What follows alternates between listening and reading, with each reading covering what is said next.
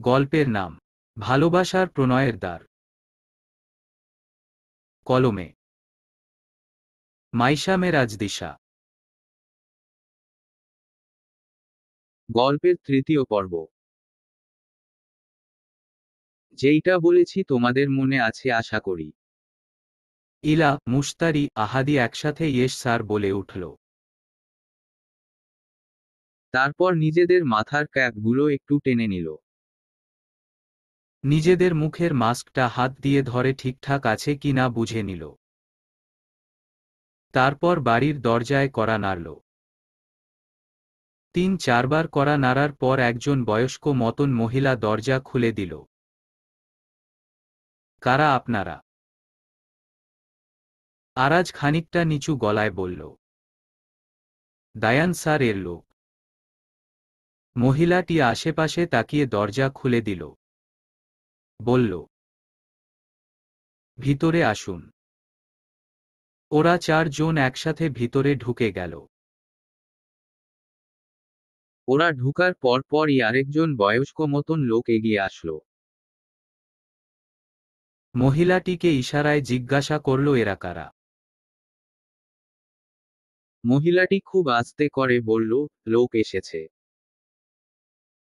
বয়স্ক মতন লোকটি এগিয়ে এসে বলল, আজকে আমাদের মেয়েকে দেখাবেন বলেছেন। আরাজ মুশতারির দিকে তাকালো। আহাদি বলল, দেখাবো তার আগে বলুন দায়ান স্যার আপনাদের কি বলেছেন। বয়স্ক মহিলাটি বলল, বলেছে যে আজকে লোক আসবে। আর ওরা আমার মেয়েকে কল দিয়ে দেখাবে। আরাজ বলল, তার মানে আপনার মেয়ে দায়ান স্যার এর কাছেই আছে তাই তো? বয়স্ক লোকটি আর মহিলাটি ঘাবড়ে গেল। ঘাবড়ানোর গলায় বলল, আপনারা কারা? আরাজ বলল, আপনাদের সাহায্য করতে এসেছি। আমাদের সাহায্য করলে আপনাদের মেয়েকে আপনাদের কাছে ফিরিয়ে দিতে পারবো। বয়স্ক মহিলাটি বলল, না না, আমরা কিছু জানি না। আপনারা ভুল করছেন। আপনারা আসুন। আমরা কি না কি বলেছি? আপনারা আসুন এখন। মুশতারি নিজের ফোনটা দেখিয়ে বলল, আপনাদের সকল কথা অলরেডি রেকর্ড হয়ে গিয়েছে। আশা করি এরপর সত্যিটা বলবেন। বয়স্ক মহিলাটি নিজের শরীর আঁচল চেপে কাঁদতে কাঁদতে বিছানায় গিয়ে বসল। বয়স্ক লোকটি গিয়ে তার পাশে দাঁড়াল। স্ত্রীকে সান্ত্বনা দিতে লাগল। মুশতারি কাছে এগিয়ে গেল। বলল, আপনারা কাঁদবেন না প্লিজ। আমাদের সাহায্য করুন। আপনাদের সাহায্য পেলেই আমরা আপনাদের মেয়েকে খুঁজে আনতে পারি। বয়স্ক মহিলা বা পুরুষটি উত্তর দিল না। ওরা মাথা নিচু করে বসে রইল। ইলা এইবার এগিয়ে আসলো। মুশতারি হাঁটু গেড়ে বসল। ইলাও বসল তার পাশে। মুশতারি বলল, আপনি আমার মায়ের মতন। আপনার মেয়েও হয়তো আমার থেকে খানিকটা বড় হবে, বেশি বড় না। সেই হিসেবে আমাকে ভরসা করুন আন্টি। বিশ্বাস করুন। আমরা সর্বোচ্চ চেষ্টা করে আপনার মেয়েকে ফিরিয়ে আনব দেখবেন। ইলা বলল, আন্টি নিজের মেয়ে মনে করে না হয় বলুন। প্লিজ। বয়স্ক মহিলাটি 2 হাত দিয়ে ইলা আর মুশতারির মাথায় হাত বুলিয়ে দিল। বয়স্ক লোকটির দিকে তাকালে উনি চোখ দিয়ে ভরসা দিল। অর্থাৎ বলতে বলল। আহাদি আরাজের কাছে এগিয়ে গেল। আস্তে করে কানে কানে বলল, যেইখানে ট্রিক কাজে লাগে না সেইখানে ইমোশন ছক্কা মেরে দেই। আরাজ হাসল। মুশতারি বলল, আন্টি বলুন না, সমস্যা নাই। আমাদের ভরসা করুন। বয়স্ক মহিলাটি চোখ মুছে নিল। দাঁড়িয়ে গেল। মুশতারি আর ইলাও দাঁড়ালো। মহিলাটি বলতে শুরু করল, দায়ান স্যারের কাছে আমার মেয়ে কাজ করত। কিন্তু সেটা ছদ্মবেশ ছিল। আমার মেয়ে আসলে ছিল পুলিশের লোক। ওই যে সিক্রেট এজেন্ট নাকি যেন বলে। আমার মেয়ে ওর কাজের জায়গার সব থেকে সাহসী একজন মেয়ে ছিল। সেই হিসেবে ওকে দায়িত্ব দেওয়া হয় দায়ানের কেসটা ইনভেস্টিগেট করার। আমার মেয়ে খুশি মনে যায়। কিন্তু সমস্যা ছিল আমার এলাকায় প্রায় সবাই জানতো আমার মেয়ে বড়সড় কোনো পুলিশ অফিসার। হয়তো সেই হিসেবে ওই দায়ানের লোকেরা জানতে পেরেছে যে আমার মেয়ে ওকে ধরতে গেছে। মেয়েটা ওই দিন রাতে আসলো। বলল ওকে বলে কাজ থেকে ছাড়িয়ে দিয়েছে। ওর ডিপার্টমেন্টে ফোন করেও জানালো ও মিশন ফেল করেছে। ভীষণ মন খারাপ ছিল মেয়েটার। কিন্তু ওই রাতে ও হাল ছাড়েনি। হয়তো আরও কোনো পরিকল্পনা করছিল। সকালে গান নিয়ে রেডি হয়ে বের হলো। বলল ডিপার্টমেন্টে যাচ্ছে, একটু পর চলে আসবে। কিন্তু ওই যে গেল আর আসলো না। বলে কান্না করতে থাকলো মহিলাটি। মুশতারি বুঝল পুরো গল্পটা। অর্থাৎ দায়ান খোঁজ নিয়ে যখন বুঝল যে মেয়েটিকে পাঠানো হয়েছে ওর বিরুদ্ধে প্রমাণ জোগাড় করার জন্য, তখনই মেয়েটিকে কাজ থেকে ছাড়িয়ে নিল। আর সবাইকে জানালো যে মেয়েগুলো কাজে ভুল করেছে, এই জন্য ছাড়িয়ে নেওয়া হয়েছে। কিন্তু সত্যি গল্পটা যে ভীষণ ভয়ানক। এই জন্য আরাজ বলেছিল যে অনেক চেষ্টা করার পরও ওরা দায়ানকে ধরতে সক্ষম হয়নি। এই জন্য দীর্ঘদিন কাজ করা সত্ত্বেও নিজের পরিচয় কাউকে জানাতে দেয়নি আরাজ। এমনকি সে নিজেও ছদ্মবেশে আছে। আহাদি জিজ্ঞাসা করল, কিন্তু আপনারা কমপ্লেইন জানাননি কেন? সেটাই তো একটা বড় প্রমাণ হতে পারত। বয়স্ক লোকটি বলল, জানাতে তো চেয়েছিলাম, কিন্তু আমরা পুলিশের কাছে যাওয়ার আগেই ওই দায়ানের লোকেরা আমাদের বাড়িতে চলে আসে। আমাদের এসে বলে আমরা যদি যাই পুলিশের কাছে কমপ্লেইন করতে তাহলে উনারা আমাদের মেয়েকে মেরে ফেলবেন। এর পরিবর্তে আমাদের চুপ থাকতে বলেছেন। আমরা চুপ থাকব, তার পরিবর্তে উনারা সপ্তাহে সপ্তাহে আমাদের মেয়েকে এসে ভিডিও কল ও দেখাবেন আর আমাদের চলার জন্য টাকা দিবেন। আর যদি এইসব মেনে না নেয় তাহলে আমাদের মেয়েকে মেরে ফেলবে। আমরা কি করব বলো তোমরা? আমাদের তো উপায় নেই কোনো। আরাজ বলল, জানানোর জন্য ধন্যবাদ। তবে কি বাকিরাও একইভাবে হারিয়ে গেছে? ওদের পরিবারকেও এইভাবে চুপ করে রাখা হয়েছে। বয়স্ক মহিলাটি বলল, হয়তো। খোঁজ নিয়ে দেখো, হয়তো ওরাও পুলিশের কেউ ছিল। যদি তাই হয় তবে নিশ্চিত থাকো ওদের পরিবার ও আমাদের মতন একইভাবে সাফার করছে। আমরা তো এইটাও জানি না আমাদের মেয়ের দেখা কবে পাব। আরাজ বলল, বিশ্বাস রাখুন, আমাদের উপর যখন ভরসা করেছেন আমরা নিরাশ করব না ইনশাআল্লাহ। আপনারা শুধু এমন ভাব করবেন যেন আপনারা আমাদের সাথে কখনো দেখা হয়েছে সেটাই জানেন না। আমাদের যে কিছু বলেছেন সেটাও ভুলে যান। ইলাও কিছু বলার জন্য মুখের মাস্কটা খুলতে চাইলে মুশতারি সেটা খেয়াল করে ওকে আটকে দেই। ইশারায় খুলতে নিষেধ করে। ইলা বুঝতে পেরে দ্রুত মাস্কটা টেনে নেয়। আহাদি বলল, বেশ, ধন্যবাদ। আজকে আমরা তাহলে আসি। বয়স্ক লোকটি বলল। কিন্তু বাবা তোমাদের নাম জানা হলো না তো। আর তোমরা বা এত খোঁজ নিচ্ছ কেন সেটাও জানা হলো না। তোমরা কি পুলিশের লোক নাকি আমার মেয়ের বন্ধু? আরাজ ঘরের দরজা খুলে বলল। সেটা না হয় গোপন থাক। আসছি আন্টি। আসসালামু আলাইকুম। ওরা বেরিয়ে গেল। বয়স্ক মহিলাটি আর লোকটি একে অপরের দিকে তাকাল। গাড়িতে উঠে বসে ইলা সবার আগে নিজের মাস্কটা খুলল। হাঁফ ছেড়ে বলল। উফ, অবশেষে নিঃশ্বাসটা শান্তি মতন নিতে পারলাম। মুশতারি ইলার পাশে বসেছিল। ইলা মুশতারিকে উদ্দেশ্য করে বলল। আচ্ছা তারি, তখন তুমি আমাকে চুপ করতে বললে কেন? না মানে মাস্কটা খুলতে আটকে দিলে কেন?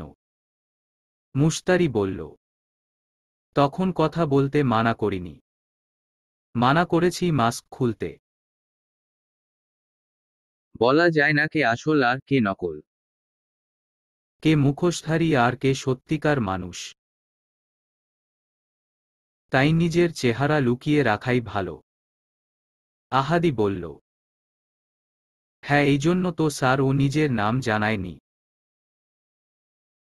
বলা যায় না। যদি দায়ানের কোনো লোক দেখে থাকে যে আমরা খোঁজ নেওয়ার জন্য ওইভাবে ছদ্মবেশে ঢুকেছি, তবে নিশ্চিতভাবে দায়ানকে জানাবে আর দায়ান এসে খোঁজ নিবে। দায়ানের বন্দুকের তোপে পড়ে আমরা কি জেনেছি সেটা দায়ান জানলেও আমরা কে কোথা থেকে এসেছি সেটা জানতে পারবে না। আমাদের বেঁচে যাওয়ার হাই চান্স আছে। ইলা আবার জিজ্ঞাসা করল। কিন্তু আমাদের গাড়ি যদি ওদের চোখে পড়ে আর ওরা ট্র্যাক করে তখন? আহাদি বলল। আপনি হয়তো জানেন না মিস ইলা, আমাদের স্যারের ছদ্ম নামে অনেকগুলো গাড়ি কেনা আছে। আর এইটাও সেই কাতারে পড়ে। আমাদের ফোনগুলো বন্ধ ছিল তাই সেইখানেও কিছু করার সুযোগ নেই। আমাদের ফোনগুলো আবার আমাদের সবার বাসায় আছে। আর মুশতারিকে যেহেতু সন্দেহ করতে পারে তাই ওর ফোনটা বন্ধ করে আগে রেখে আসা হয়েছে। কোনো দিক দিয়েই আমাদের কোনো দুশ্চিন্তা নেই। মুশতারি সোফায় হেলান দিয়ে বলল। অবশেষে একটা হলেও প্রমাণ জোগাড় হলো।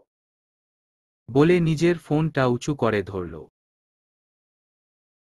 মুচকি হেসে বলল। পরে পল্টি খেলেও বিপদ নেই। রেকর্ড করা আছে। আরাজ বাঁকা হাসল। নিজেদের মিশনে অনেকটাই এগিয়ে গিয়েছে তারি। দায়ান তাকে অনেকটাই ভরসা করে এখন। প্রতিদিন সকালে তারি তার বাসায় যায়। সমস্ত ফাইল গুছিয়ে নিয়ে আসে। এরপর যা যা দরকার জানিয়ে দেই। সারাদিনের কার্যকলাপ বুঝিয়ে দেই। এইভাবে অনেকটাই বিশ্বস্ত হয়ে উঠেছে তারি দায়ানের কাছে। ইলাও এখন অনেকটা কমফোর্টেবল হয়ে গিয়েছে। ও আর ভয় পায় না। নির্ভয়ে সব রকমের প্রমাণ জোগাড় করে। স্টেপ নেওয়ার সময় এখনো হয়নি তাই তারিকে নাটকটা চালিয়ে যেতে হচ্ছে। কারণ ওই মেয়েগুলোকে এখনো খুঁজে পাওয়া যায়নি, সাথে ড্রাগ স্মাগলিং এক্স্যাক্টলি কোথায় হয় সেটাও জানা যায়নি। যতই হোক এইগুলো ভীষণ রকমের গোপন খবর। এত সহজে বিষয়গুলো জানা যাবে না। যদি প্রমাণগুলো না পেত হয়তো তারি মানত না যে এই দায়ান এত খারাপ। কারণ তারি এতদিন সারাদিন থেকেছে দায়ানের সাথে। দায়ানের পরিবারের সাথে ব্যবহার কিংবা তার সাথে করা ব্যবহার দেখে কেউ মানবে না যে দায়ান এতটা খারাপ হতে পারে। তারির প্রথমে দায়ানকে দেখে খানিকটা ভয় লাগত। কিন্তু ও সেটা কখনো প্রকাশ করেনি, এমনকি আরাজ কেউ জানায়নি। তবে এখন সেই ভয়টা আর নেই। এর মূল কারণ হল দায়ানের ভদ্র ব্যবহার। যেমন প্রথম হলে হয়তো মুশতারি দায়ানের সাথে কোথাও যেত না। কিন্তু এখন যাচ্ছে। আজকে দায়ানের সাথে একটা ডিল কনফার্ম করতে মুশতারি কক্সবাজার যাচ্ছে। যদিও সেইখানে আরাজ আসবে বলে জানিয়েছে সে। কিন্তু আরাজ না আসলেও তারির কোনো ভয় নেই। সে জানে নিজেকে কিভাবে প্রোটেক্ট করতে হয়। আর এমনিতেও সে মরলে কার বাকি আসে যায়। দুই একজন কাঁদবে কি না সেটাতেও সন্দেহ আছে তার। কিছু ভাবছেন মিস মুশতারি। মুশতারি নিজের কল্পনা থেকে বেরিয়ে আসলো দায়ানের কথায়। জি না স্যার। দায়ান বলল। আপনাকে অনেকক্ষণ ধরে ডাকছি, সাড়া দিচ্ছেন না তো তাই। মুশতারি ব্যস্ত হয়ে বলল। ওহ দুঃখিত স্যার। বুঝতে পারিনি। আপনি বলুন না কি বলছিলেন। দায়ান বলল। আমরা আজকে দুপুরের মধ্যে আশা করি পৌঁছে যাব। তো সেই হিসেবে আমার ডিলটা বিকালে রাখার বন্দোবস্ত করুন। রাতে কোনো কাজ রাখবেন না। ওই সময়টা আমার অন্য দরকার আছে। মুশতারি মাথা নাড়িয়ে বলল। Okay sir. আমি এখনই জানিয়ে দিচ্ছি।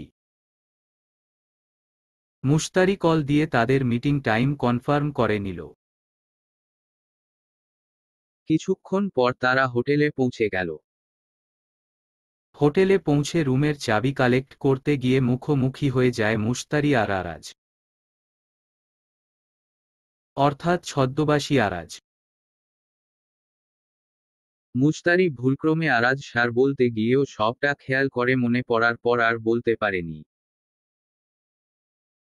পিছনে দায়ান এসে দাঁড়ালে মুশতারি নিজের চশমাটা ঠিক করে নেই। দায়ান ফোন দেখতে দেখতে আসছিল। মুশতারিকে দাঁড়িয়ে থাকতে দেখে দায়ান সেই দিকে তাকিয়ে আরাজকে দেখতে পায়। ফোনটা পকেটে রেখে মুচকি হেসে বলে। What a surprise. তুই এইখানে কি করছিস আনান? আরাজ নিজের ফেসটা ভীতু ভীতু করে নিল, যেমনটা সে ওদের সামনে থাকে। মুচকি হেসে বলল। হ্যাঁ, কাজের জন্য এসেছি। তুই এইখানে? দায়ান বলল। তোর কাজ মানে তো 5 মাস খাটা, তাই না? যাই হোক, আমি এসেছি ডিল সাইন করতে। বিজনেসটা তো আমার নিজের। আমার কারো কথায় চলা লাগে না। যাই হোক, তুই 5 মাস খাট, আমি না হয় আমার কাজ করি। চলুন মুশতারি। মুশতারি মাথা নাড়াল। একবার আরাজের দিকে তাকিয়ে দায়ানের পিছু পিছু হাঁটা দিল। আরাজ নিজের মোটা ফ্রেমের চশমাটা খুলে হাতে নিল। দায়ান মুশতারিকে তার রুম দেখিয়ে দিয়ে বলল। সঠিক সময় রেডি হয়ে চলে এসো। কাজের কথা তো জানোই আশা করি। মুশতারি মুচকি হেসে বলল। জানি তো স্যার। আমার যে এই 3 মাসে 10 মিনিট 14 সেকেন্ড জমা আছে আপনার কাছে, আমি সেটা আজকে ব্যবহার করতে পারবো না, সেটাও আমি জানি। তাই খামোখা ভয় পাবেন না। দায়ান নিজের চশমাটা পরে নিয়ে বলল। দায়ান কাউকে ভয় পায় না, সবাইকে ভয় দেখায়। আসছি। দায়ান চলে গেলে মুশতারি হাফ ছেড়ে বলে। হ্যাঁ, আপনার ভয় মাঝে মাঝে এই মুশতারিও ভয় পেয়ে যায়। তারপর রুমে ঢুকে দরজা লাগাতে যাবে তার আগেই কেউ একজন দ্রুত ওর রুমে ঢুকে ওকে টেনে সরিয়ে দরজা লাগিয়ে দেয়। ঘটনার তাৎক্ষণিকতায় চমকে যায় মুশতারি। লোকটি দরজা লাগিয়ে মুশতারিকে 2 হাতে বুকে জড়িয়ে নেয়। মুশতারি সেটা বুঝতে পেরে সাথে সাথে ধাক্কা দিয়ে সরাতে চাইলে লোকটা মুশতারির ঠোঁটে আঙুল দিয়ে বলে, আস্তে কথা বলো। এইটা আমি। আরাজ। গলার কণ্ঠ চেনা চেনা লাগতেই নিজের ছটফট করাটা বন্ধ করে দেই মুশতারি। মুখ তুলে তাকিয়ে দেখে এইটা সত্যি সেই ছদ্মবাসী আরাজ। আরাজ মুশতারিকে ছেড়ে বিছানায় গিয়ে বসে পড়ে বলে, এক গ্লাস পানি দাও তো। চিন্তায় চিন্তায় অস্থির হয়ে গিয়েছি। মুশতারি পাশের টি টেবিলে থাকা জগ থেকে পানি গ্লাসে ঢেলে এনে দ্রুত আরাজকে দিল। আরাজ পানিটা খেয়ে নিতেই মুশতারি বলল, এত চিন্তা কেন করছেন স্যার? এতটা যখন আসতে পেরেছি বাকিটাও পারব। আরাজ গ্লাসটা মুশতারির হাতে ধরিয়ে দিয়ে বলল, আমি জানি তুমি পারবে, কিন্তু মাঝে মাঝে মনে হয় এই জেতার নেশায় আমি মূল্যবান কিছু যেন হারিয়ে না ফেলি। মুশতারি ভ্রু কুঁচকে তাকিয়ে বলল, মূল্যবান কিছু? আরাজ হাসল। বলল, কোনো খবর? মুশতারি গ্লাসটা রেখে এসে বলল, জি স্যার।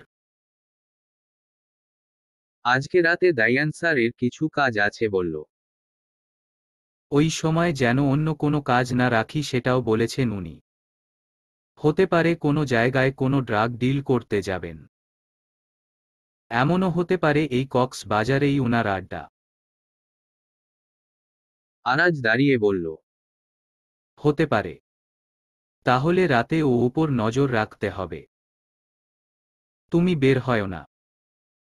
নজর দেওয়ার কাজটা আমি একাই করতে পারব। মুশতারি মাথা নাড়াল। বলল, স্যার একটা প্রশ্ন করি? আরাজ বলল, বলো। মুশতারি খানিকটা ইতস্তত বোধ করেই জিজ্ঞাসা করল, স্যার আপনি এইরকম গেট আপে কেন থাকেন আপনার পরিবারের সামনে? মানে আপনার মা বাবা ও আপনার এইরকম লুক দেখে অভ্যস্ত। তারাও জানে না আপনার কাজটা কি বা আপনি কেমন। ব্যাপারটা অনেক অবাক করার। তাই আর কি জিজ্ঞাসা করলাম। আশা করি কিছু মনে করবেন না। আরাজ মুচকি হেসে বলল, প্রশ্নটা এতদিন পর করছো দেখেই অবাক হলাম। ভেবেছিলাম হয়তো সেই দিনই করবে। যাই হোক, আমি বড় হওয়ার সুবাদে ওর চাল চলন অনেকটাই চোখে পড়ত। দায়ান ছোট থেকেই ছিল মিথ্যাবাদী। বাসার কোনো জিনিস ভাঙলে সেই দোষ আমার উপর দিয়ে সে ভীষণ মজা পেত। কোনো কারণ ছাড়াই কান্না শুরু করে দিয়ে আমার উপর দোষ দিয়ে দিত। হুট করে যখন ও কলেজ পাশ করে আর আমি ভার্সিটি থার্ড ইয়ারে অ্যাডমিট হই সেই সময় মা বাবাকে এসে বলে ও নিজের একটা বিজনেস করবে। ফুড প্রোডাক্টের বিজনেস। মা বাবা নিষেধ করলেও ও শুনে না। ভার্সিটিতে ভর্তি হয়েও পড়াশোনা বেশি করত না। সবসময় কাজের দোহাই দিয়ে বাইরে বাইরে থাকত। যেহেতু ওর উন্নতি ছিল চোখে পড়ার মতন তাই মা বাবাও সন্দেহ করেনি। কিন্তু আমি সন্দেহ করতাম। এত সহজে এইভাবে এত উন্নতি করা তো সম্ভব না। আমার ভার্সিটি শেষ করে মূলত আমি ভেবে নেই আন্ডার কভার অফিসার হব। ওই যে বলে না সবার নিজের পেশা খুঁজে নেওয়ার কোনো না কোনো কারণ থাকে। আমার ক্ষেত্রে কারণটা হলো আমার ভাইকে ধরা। আমি ভার্সিটি পাশ করার পরই এইরকম গেটআপে নিয়ে নেই। আর যখন জবটা পাই তখন তো আরও কঠোরভাবে সবার কাছে নিজেকে বোকা প্রমাণ করি। আমার মা বাবা বলেছিল দায়ানের বিজনেসে যোগ দিতে বা তাদেরটায় যোগ দিতে। কিন্তু ওই যে শখ। আমার মা বাবা আর নিষেধ করেনি আমাকে। আমার বাবা সবসময় বলে যার যেইটা আগ্রহ তাকে সেইটা করতে দিলেই তার উন্নতি সম্ভব। বুঝেছ? মুশতারি মুচকি হেসে বলল, জি স্যার। কিন্তু দায়ান স্যারকে দেখে সত্যি মনে হয় না উনি এই রকম। বিশেষ করে উনার মা বাবার প্রতি ভালোবাসা দেখে বোঝা যায় যে উনি এত বড় মিথ্যাচার করছে নিজের মা বাবার সাথে। আরাজ বলল, হ্যাঁ। দায়ান যাকে ভালোবাসে তাকে সবটা দিয়েই ভালোবাসে। তার কাছে সে সবার সেরা। মা বাবাও তাই। তবে আমি ওর অপছন্দের কারণ। ওর মনে হয় আমি ভালো পড়াশোনা করে মা বাবাকে ওর থেকে কেড়ে নিব। হয়তো সেই হিংসা থেকেই এমন কিছুতে জড়িয়ে গেছে সে। মুশতারি বলল, আপনি আপনার ভাইকে ভালোবাসেন না। আরাজ বলল, ভালোবাসলে নিশ্চয় ধরিয়ে দিতে চাইতাম না। মাঝে মাঝে মানুষের অন্যায় এতটা বেশি হয়ে যায় যে সেইগুলোর তলে ভালোবাসাটা চাপা পড়ে যায়। দরজা লাগিয়ে দাও, আমি আসছি। আরাজ আর কিছু না বলে চশমাটা চোখে লাগিয়ে বেরিয়ে গেল ঘর থেকে। মুশতারি দ্রুত দরজা লাগিয়ে দিল। তবে সে এইটুকু বুঝেছে আরাজ নিজের ভাইকে ভালোবাসে। সত্যি ভীষণ ভালোবাসে। আসলে রক্তের টান বলে একটা কথা আছে তো। মিটিংটা সম্পূর্ণ সফলভাবে শেষ করার পর তারই নিজের রুমে চলে আসে। দায়ানি বলেছে তাকে চলে যেতে। আগামীকাল সকালে আবার তারা ঢাকার উদ্দেশ্যে রওনা দিবে, তাই আবার ওইদিকে আরাজ ও তাকে বের হতে নিষেধ করেছে। সব মিলিয়ে মুশতারি আপাতত বেকনিতে দাঁড়িয়ে হাতে একটা কফি মগ নিতে কফি খাচ্ছে ও রাতের সমুদ্র উপভোগ করছে। আজকে সমুদ্রতে যাওয়া নিষেধ আছে। হয়তো কোনো অনুষ্ঠান করছে কেউ। পুরো সমুদ্রের পাশটা বুক করে নিয়েছে সে। কে জানে কার এত কি প্রয়োজন। কোনো রোমান্টিক কিছু এরেঞ্জ করবে হয়তো কেউ। আচ্ছা, মানুষের এত রোমান্টিক হওয়ার ইচ্ছা করে কিভাবে? টোটালি টাকা লস ছাড়া আর কিছুই না। যত সব আজাইরা কাহিনী। কি দরকার বিয়ে করে এইভাবে নিজের জীবনের সময়গুলো নষ্ট করার? সে তো বেশ আছে, বিয়ে না করে বেশ সুখেই আছে। একাকিত্ব সুন্দর, ভীষণ সুন্দর। মুশতারির এইসব ভাবনার মাঝে তার ফোন বেজে উঠে।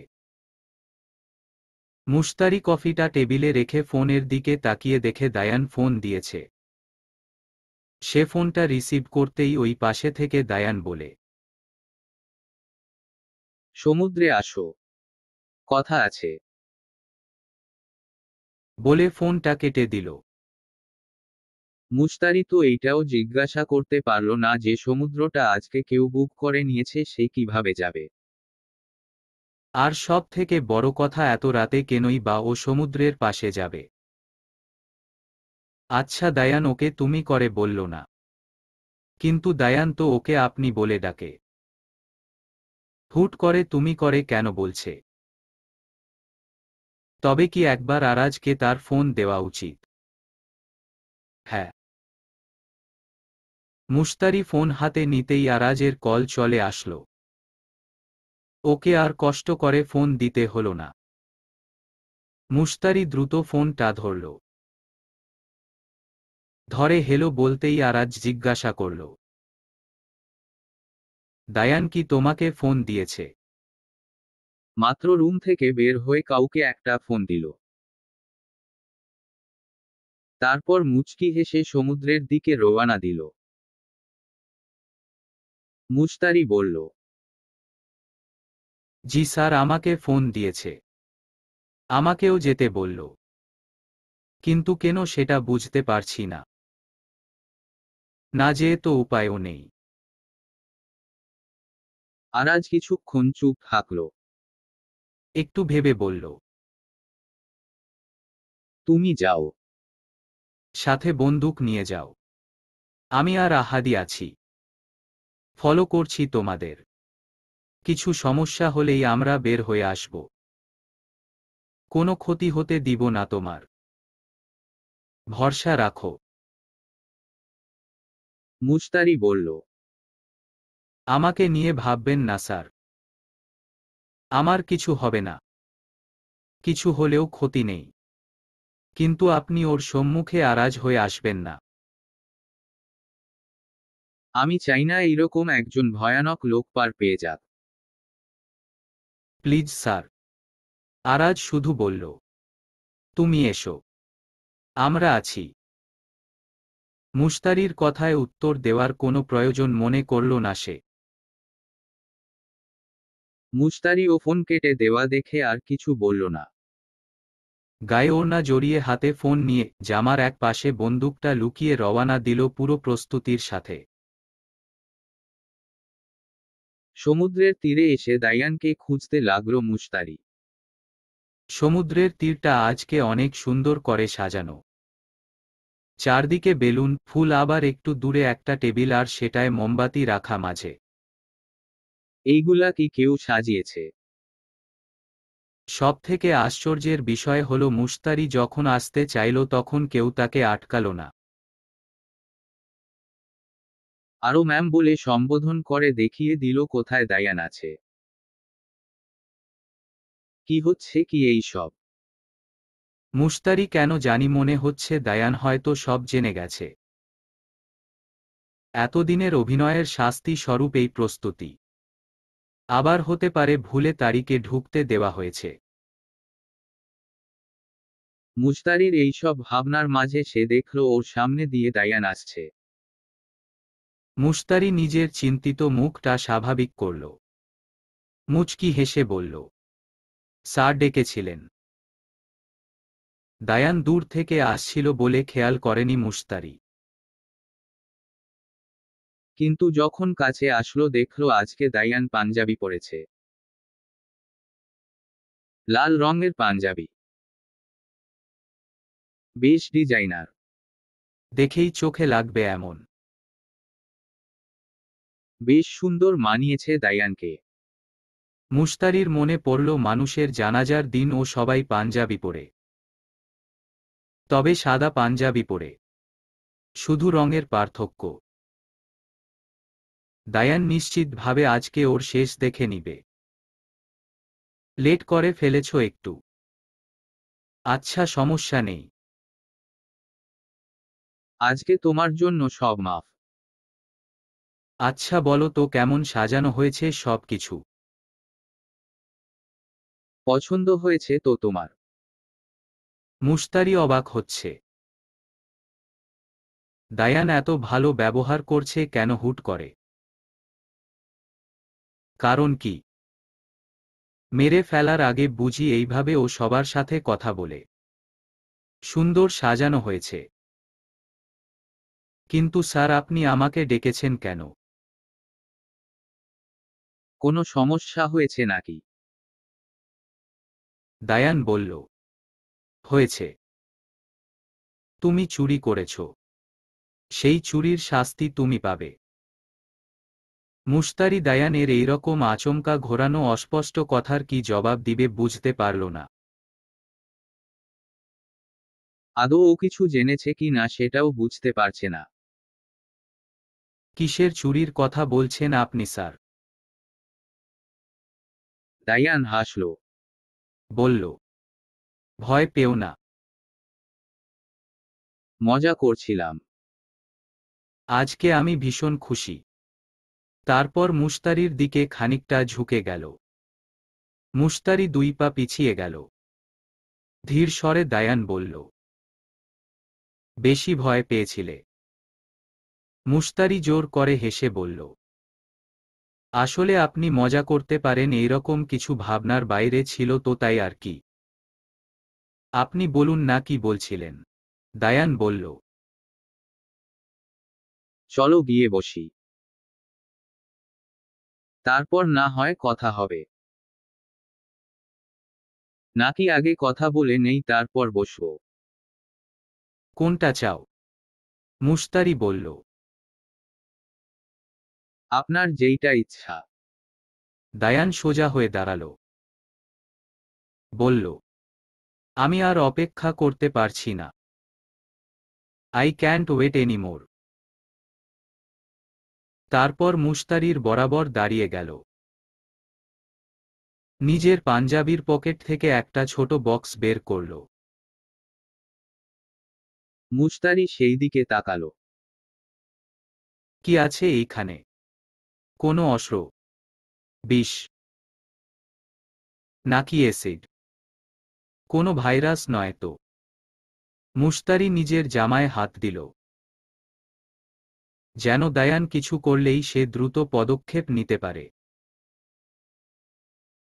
চাইলে বেঁচেও যেতে পারে।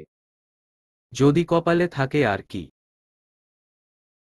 দায়ান ধীরে ধীরে ওর হাতে থাকা বক্সটা খুলল নিজের দিকে নিয়ে। মুচকি হেসে তাকালো মুশতারির দিকে। মুশতারি ঢোক গিলল। হয়তো আরাজ আর আহাদি ও কোনো দিক দিয়ে দেখছে। আচ্ছা, ওরা কি ঢুকতে পারবে?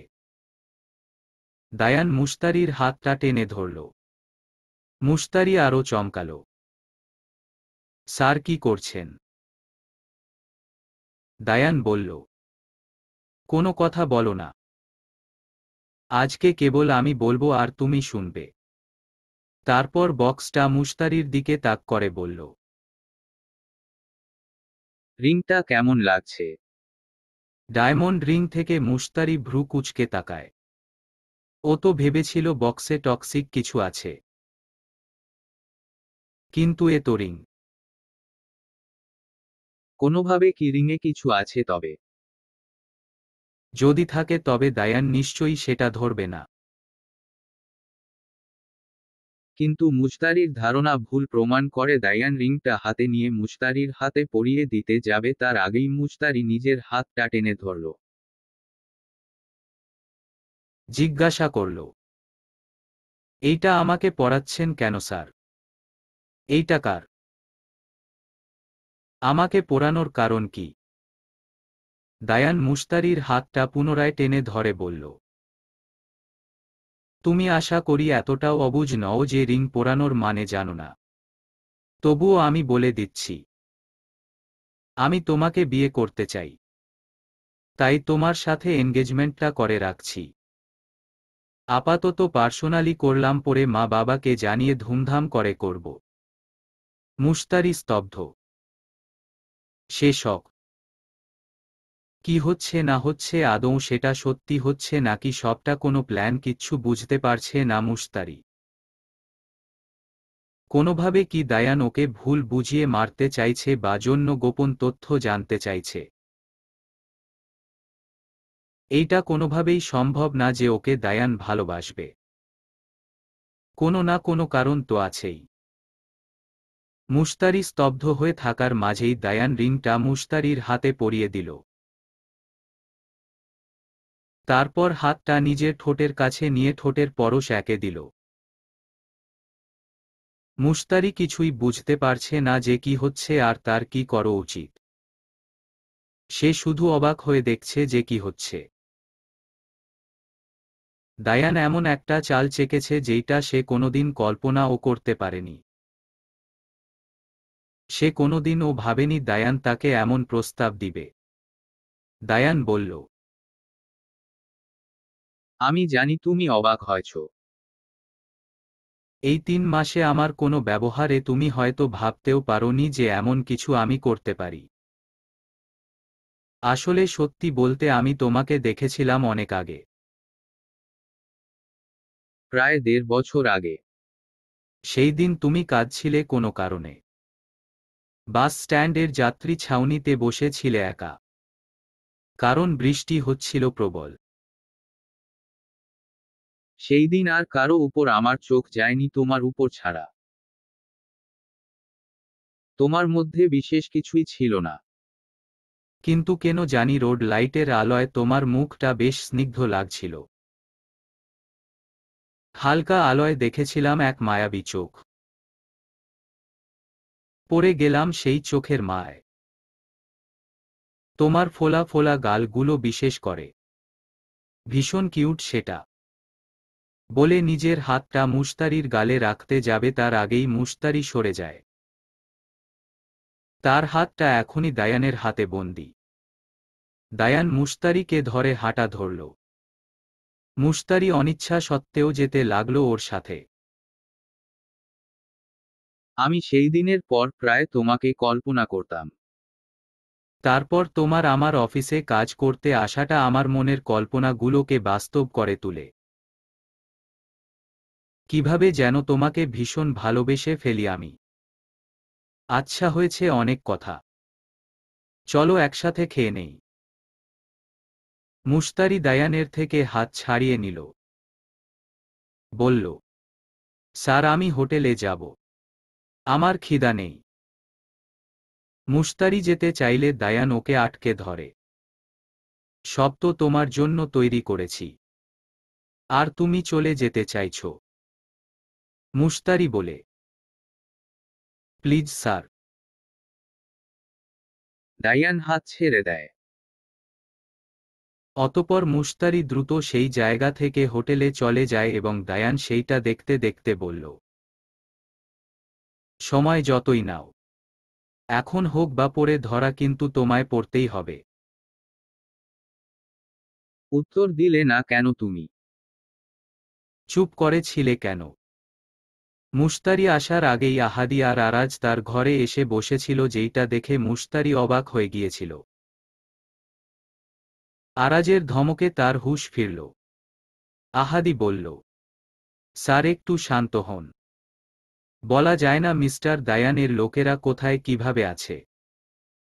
হয়তো উনি নিজেও এসে থাকতে পারে, যে কোনো সময় শুনে ফেলতে পারে সবটা। আপনি একটু ঠান্ডা মাথায় ভেবে দেখুন পুরোটা। আরাজ চুপ করল, শান্ত হয়ে বসল বিছানায়। বলল, দায়ানের সাহস দেখে অবাক হয়ে যাচ্ছি। ও তোমাকে প্রপোজ করে কিভাবে? বিবেক বিবেচনা নেই। ওর কি পুরনো কোনো কিছু মনে পড়ে না? রাস্কেল একটা। মুশতারির পুরনো কিছু কথা কানে বাজল। বলল, স্যার পুরনো কিছু মানে? আরাজ দাঁড়িয়ে গেল। মুশতারির কাছে গিয়ে দুই কাঁধে হাত দিয়ে ওকে ঝাঁকাতে ঝাঁকাতে বলল, সেই সব কিছুর আগে তুমি বলো ওকে তুমি ডিরেক্ট রিজেক্ট করলে না কেন? মুশতারি বলল, কারণ আমাদের আগের প্ল্যান এটাই ছিল। আরাজ পুনরায় ক্ষান্ত হল। ছেড়ে দিল মুশতারিকে। মুশতারি বলল,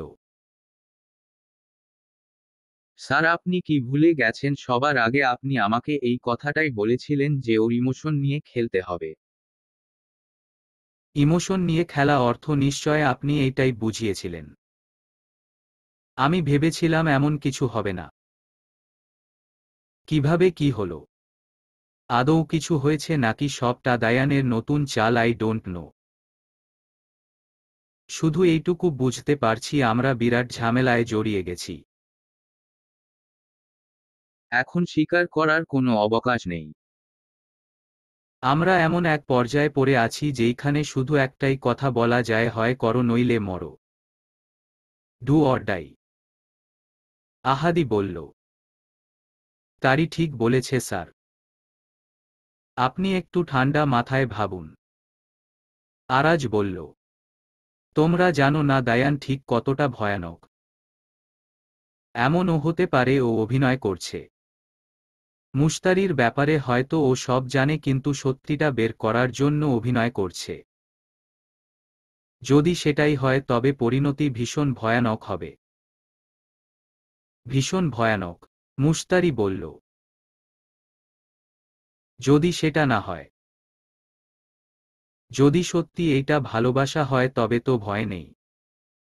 কারণ আপনি বলেছেন দায়ান নিজের ভালোবাসার মানুষদের কখনোই আঘাত করে না। আরাজ বলল, ওর ভালোবাসা ভয়ানক। ওর সব কিছুই ভয়ানক। ও হয়তো কাউকে আঘাত করবে না, কিন্তু ওর ভালোবাসায় বিরক্ত হয়ে সবাই নিজেকে আঘাত করে। 1 মিনিট।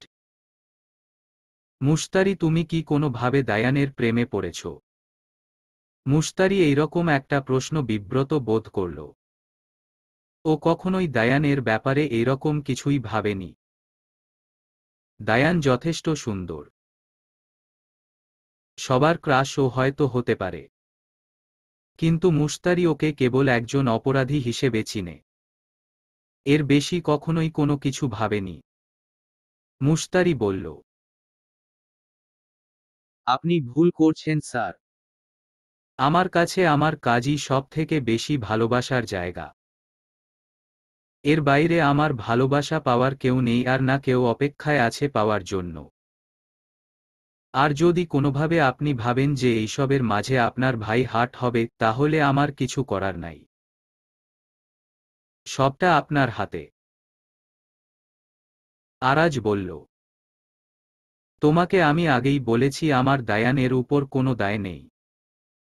আহাদি বলল, মুশতারি স্যার, আপনারা দুইজনই শান্ত হন আর ভাবুন যে এখন কি করতে হবে। মুশতারি বলল, স্যার, এইভাবে একটা মিশনকে মাঝপথে ছেড়ে আসার কোনো মানেই হয় না। আর আমি নিজে যেখানে ভয় পাচ্ছি না সেইখানে আপনি কেন চিন্তা করছেন? আরাজের কিছু একটা হলো। শান্ত চোখে তাকালো মুশতারির দিকে। দীর্ঘ নিঃশ্বাস ফেলে বলল, বিরাট কিছু জড়িয়ে ফেলার ভয়, যার অপেক্ষায় আমি এত দিন আছি। আহাদি বলল, স্যার, বুঝলাম না। আরাজ বলল, বুঝার প্রয়োজন নেই। যত দ্রুত সম্ভব কাজটা শেষ করো মুশতারি। নতুন করে কোনো নাটক আর ভালো লাগছে না। লাইফ রিস্ক হয়ে যাচ্ছে কাজটা। তাই তাড়াতাড়ি সমাধান করো। বলে আরাজ চোখে চশমা পরে নিজের ছদ্মবেশ ধারণ করে বেরিয়ে যায় রুম থেকে। আহাদি একবার মুশতারির দিকে তাকায়। বলে, তুই ভাবিস না তারি। আমরা পারব। তুই পারবি। মনে জোর রাখো। আমরা সবাই আছি তোর সাথে। মুশতারি হালকা হাসল। আহাদিও বেরিয়ে গেল। সবাই বের হতেই মুশতারি দরজা লাগিয়ে দিল। বারান্দায় দাঁড়িয়ে দীর্ঘ নিঃশ্বাস ফেলে বলল, আমার মতন অসুন্দর কাউকে কোনো সুদর্শন পুরুষই ভালোবাসতে পারে না। কখনোই না। এইটা যে নাটক বা কোনো চাল সেই বিষয়ে আমারও সন্দেহ আছে। কিন্তু নিশ্চিত না হয়ে কোনো সিদ্ধান্ত নেওয়া যাবে না। এমনিতেও প্রেম ভালোবাসার জায়গা আমার জীবনে নেই। সবই সময়ের অপচয় ব্যতীত কিছুই না। তবে দায়ান যা বলল, অর্থাৎ ও আমাকে আগেই দেখেছে, সেটা ও তো ফেলে দিতে পারছি না। ও কি ওইটা সত্যি বলেছে নাকি আমাকে ম্যানিপুলেট করছে?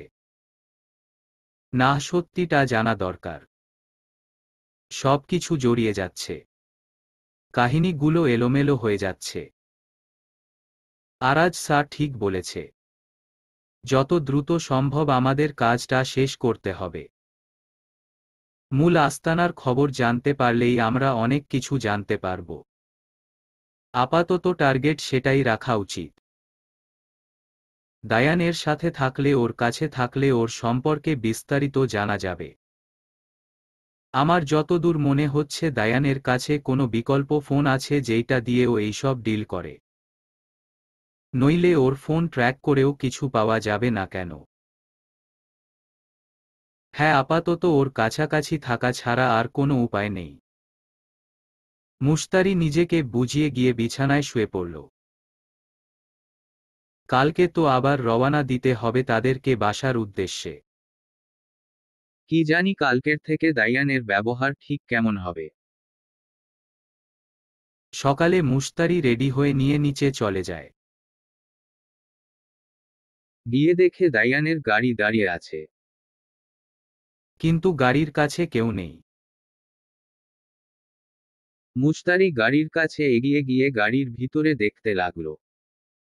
ভিতরে ড্রাইভার বা দায়ান আছে কিনা। হুট করে তাকে পিছন থেকে কেউ একজন জড়িয়ে ধরে। কোমরে হাত দিয়ে ওকে টান দেই। মুশতারি চমকে যায়। পিছনে তাকিয়ে থাপ্পড় দিতে নিলে দায়ানকে দেখে আরও একবার চমকে যায়। দায়ান মুচকি হেসে বলে, ভয় পেয়েছ? কিন্তু এই মারার ব্যাপারটা ভালো ছিল। এরপর কেউ তোমার গায়ে হাত দিলে ডাইরেক্ট মেরে দিবে। আমি তোমাকে গান চালানো শিখাবো বাসায় গিয়ে। ওকে। মুশতারি কিছু বলল না। দায়ান ওকে ছেড়ে দিয়ে বলল, চলো বাসায় যাওয়া যাক। মুশতারি মাথা দোলালো। দায়ান মুশতারির জন্য গাড়ির দরজা খুলে দিল। মুশতারি গিয়ে বসল। দায়ান মুশতারির পাশে বসে বলল, আচ্ছা বিয়েটা কবে করব আমরা? তোমার কি মনে হয় কখন করা উচিত? মুশতারির বিরক্ত লাগল। এই ছেলেটা সত্যি অদ্ভুত। ওর মর্জি না জেনেই ওকে রিং পরিয়ে দিল, এখন আবার বিয়ের কথা বলছে। আচ্ছা দায়ানের কি অন্যের মর্জি জানার কোনো ইচ্ছা নেই? ও কি মজা পায় অন্যের উপর এইভাবে দখলদারি দেখিয়ে? ও কি সত্যি বুঝে না এটা ভুল? এতটা বিবেকহীন মানুষও হয়? আচ্ছা আপনি না বললেন আমাকে গান চালানো শিখাবেন? আপনি গান চালাতে জানেন? দায়ান সিটে হেলান দিয়ে বসে বলল, আমার প্রফেশনে এইসব শেখ লাগে। লাইফ রিস্ক থাকে তো। মুশতারি বলল, বিজনেসে কিসের লাইফ রিস্ক? দায়ান হাসল। বলল, তুমি এইসব বুঝবে না। বাদ দাও।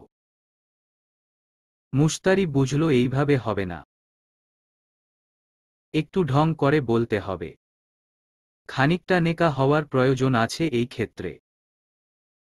আমাকে বিয়ে করতে চাচ্ছেন আবার নিজের সম্পর্কে জানতে দিতে চাইছেন না। এইটা অন্যায়। ভীষণ অন্যায়। এতে আমি ভীষণ কষ্ট পেলাম। বলে মুখটা গোমরা করে নিল। দায়ান মুচকি হেসে মুশতারির ফোলা গালে হাত রেখে বলল, কে বলেছে বলবো না? অবশ্যই বলবো। কিন্তু বিয়ের পর। থাকতে থাকতে আমার সম্পর্কে সব জেনে যাবে তুমি। বাই দা ওয়ে আজকে ডিনারে গেলে কেমন হয়? Candle light dinner. রেডি হয়ে থেকো। ওহ না ওয়েট ওয়েট। ড্রাইভার কোনো শপিং মলে আটকে দিও তো গাড়িটা। আমি ড্রেস কিনবো একটা। তুমি এইখানে থাকো ওকে তারি। মুশতারি মাথা নাড়ালো। কিছুদূর পর গাড়ি একটা শপিং মলের সামনে এসে দাঁড়ালো। মুশতারিকে গাড়িতে রেখে দায়ান শপিং করতে চলে গেল। কিছুক্ষণ পর এসে গাড়িতে বসল। ড্রাইভারকে গাড়ি স্টার্ট দিতে বলে হাতের শপিং ব্যাগ থেকে একটা সাদা রঙের লং গাউন বের করল। মুশতারিকে দেখিয়ে বলল, তোমাকে এইটা খুব সুন্দর লাগবে। বাসায় গিয়ে দেখো। তোমার সাইজে কিনেছি। পারফেক্ট হবে দেখো। মুশতারি জোর করে হেসে ড্রেসটা নিল। দায়ান সত্যি অদ্ভুত। মাথায় সমস্যা আছে এমন মনে হচ্ছে। ও ওর মর্জি মতন সব কিছু করে আর সবটা সবার উপর চাপিয়ে দেয়। অদ্ভুত তো। অথচ আজকে আমাদের মিটিং করার কথা ছিল। আরাজের ক্ষিপ্ত কণ্ঠে উত্তর দেওয়ার জন্য কোনো কথা খুঁজে পেল না তারি। সত্যি আজকে তার মিটিংটায় যাওয়া জরুরি ছিল। এরপর কি করবে না করবে সেই ব্যাপারে প্ল্যান করাটা প্রয়োজন। কিন্তু দায়ানের ডিনারের ঠেলায় সব ভুলে গেছে। মুশতারি, তুমি কি ভুলে যাচ্ছ তুমি প্রেম করতে নয়, একটা মিশনে গিয়েছো? মুশতারি বলল, স্যার সত্যি আমার খেয়াল ছিল না। আসলে কালকে ওইভাবে হুট করে দায়ান স্যার এর প্রপোজাল, আজকে সকালে উদ্ভট ব্যবহার, সবকিছু নিয়েই আমি অনেক ডিস্টার্ব ছিলাম। তাই আর খেয়াল ছিল না। বাট আমি কালকে আসবো। কথা দিচ্ছি আপনাকে। কালকে অফিসের কাজ শেষে আমি সবার আগে আপনাদের সাথে দেখা করতে যাব। আর এমনিতেও দায়ান স্যার এর ক্লোজ হওয়াটা আমার কাছে আপাতত মূল চিন্তা হয়ে দাঁড়িয়েছে। উনার পেট থেকে সব কথা বের করতে হবে। সেই জন্য উনার মতন উনার সাথে মিশতে হবে। তাই আজকে যখন উনি ডিনারের কথা বলল তখন আরাজ মুশতারিকে থামিয়ে দিয়ে বলল, ডিনার মানে? কিসের ডিনার? মুশতারি বলল, ক্যান্ডেল লাইট ডিনারে ডেকেছে উনি আমাকে। আরাজের রাগ হলো। ভীষণ রাগ। মাথার রগগুলো টানটান হয়ে গেল কথাটা শুনে। মুশতারিকে কিছু বলতেও পারছে না, আর না পারছে কিছু করতে। কিন্তু চুপ করে কিভাবে থাকবে সে? এইরকম পরিস্থিতিতে চুপ করা ছাড়া আর কি বা উপায় আছে তার? কিন্তু মুশতারিকে তো বাঁচাতে হবে। আচ্ছা, কোনোভাবে মুশতারি দায়ানের প্রেমে পড়ে যাবে না তো? না না, এইটা সম্ভব না। মুশতারি এমন মেয়ে না। ও আর যাই হোক প্রেম ভালোবাসা করবে না। স্যার আছেন। মুশতারির কথায় নিজের ভাবনা থেকে বের হয়ে আসলো আরাজ। বলল, কোথায় যাচ্ছ? মুশতারি বলল, আমি নিশ্চিত জানি না। উনি আমাকে মেসেজ দিবে, তখন না হয় আপনাকে জানিয়ে দিব। আরাজ ওকে বলে ফোন রেখে দিল। সোফায় হেলান দিয়ে বসে দীর্ঘ নিঃশ্বাস ফেলে উপরের দিকে তাকিয়ে রইল। প্রতি মুহূর্তে কাছের মানুষদের সাথে এত মিথ্যাচার, ছদ্মবেশ, লড়াই তার জীবনটাকে দুর্বিষহ করে তুলছে। ভালো লাগছে না তার। জীবনটা তিক্ততায় পূরণ হয়ে যাচ্ছে। যাকে নিয়ে একটু তিক্ততাটা দূর করতে চেয়েছিল তাকেও বোধহয় হারিয়ে ফেলছে। সেও বোধহয় অন্য কারো উপর আসক্ত হয়ে পড়ছে। সব খেলা হাতের বাইরে চলে যাচ্ছে। যেইটা করতে চেয়েছিল সেটা হচ্ছে না, আর যেইটা ভয় পেয়েছে সেইটাই হচ্ছে। শুধু সময়ের অপেক্ষা সবটা। শুধু সময়ের। রাতে দায়ানের দেওয়া ঠিকানায় পৌঁছে গেল মুশতারি। আরাজও আছে এই হোটেলে। ছদ্মবেশে আছে। কে জানে কি ছদ্মবেশ নিয়েছে। ঠিক সময় এসেছ। আমিও মাত্র আসলাম। তুমি জানো তোমার এই টাইম মেইনটেইন করার ব্যাপারটা আমাকে আরো আকর্ষিত করে। আমি আরো জড়িয়ে যাই তোমার সাথে। অন্যান্য মেয়েদের ক্ষেত্রে দেখা যায় ওরা মেকআপ করতে করতেই 2 ঘন্টা লেট করে ফেলে। বলে জোরে জোরে হাসতে লাগল। কিন্তু মুশতারির হাসি পেল না।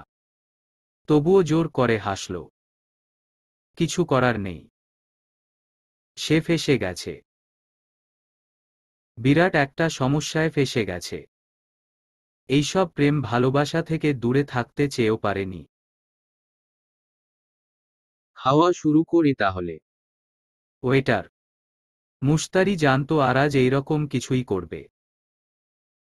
এইবার ও জিজ্ঞাসা করবে না মুশতারি কি খেতে পছন্দ করে বা কি চায়।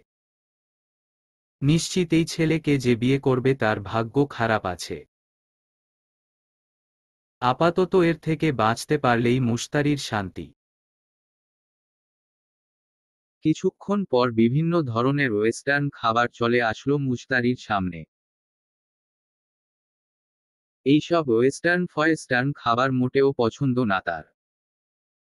কখনো আগ্রহও হয়নি এইসব খাবার। দেখেই বোঝা যাচ্ছে যে এইসব খাবারে টেস্টও পাবে নাও। আজকের মুখটা নষ্ট হলো আর কি। খাওয়া শুরু করো। একজন ওয়েটার পানীয় এনে দিল সেই সময়। পানি আনার সময় একবার মুশতারির দিকে তাকালো।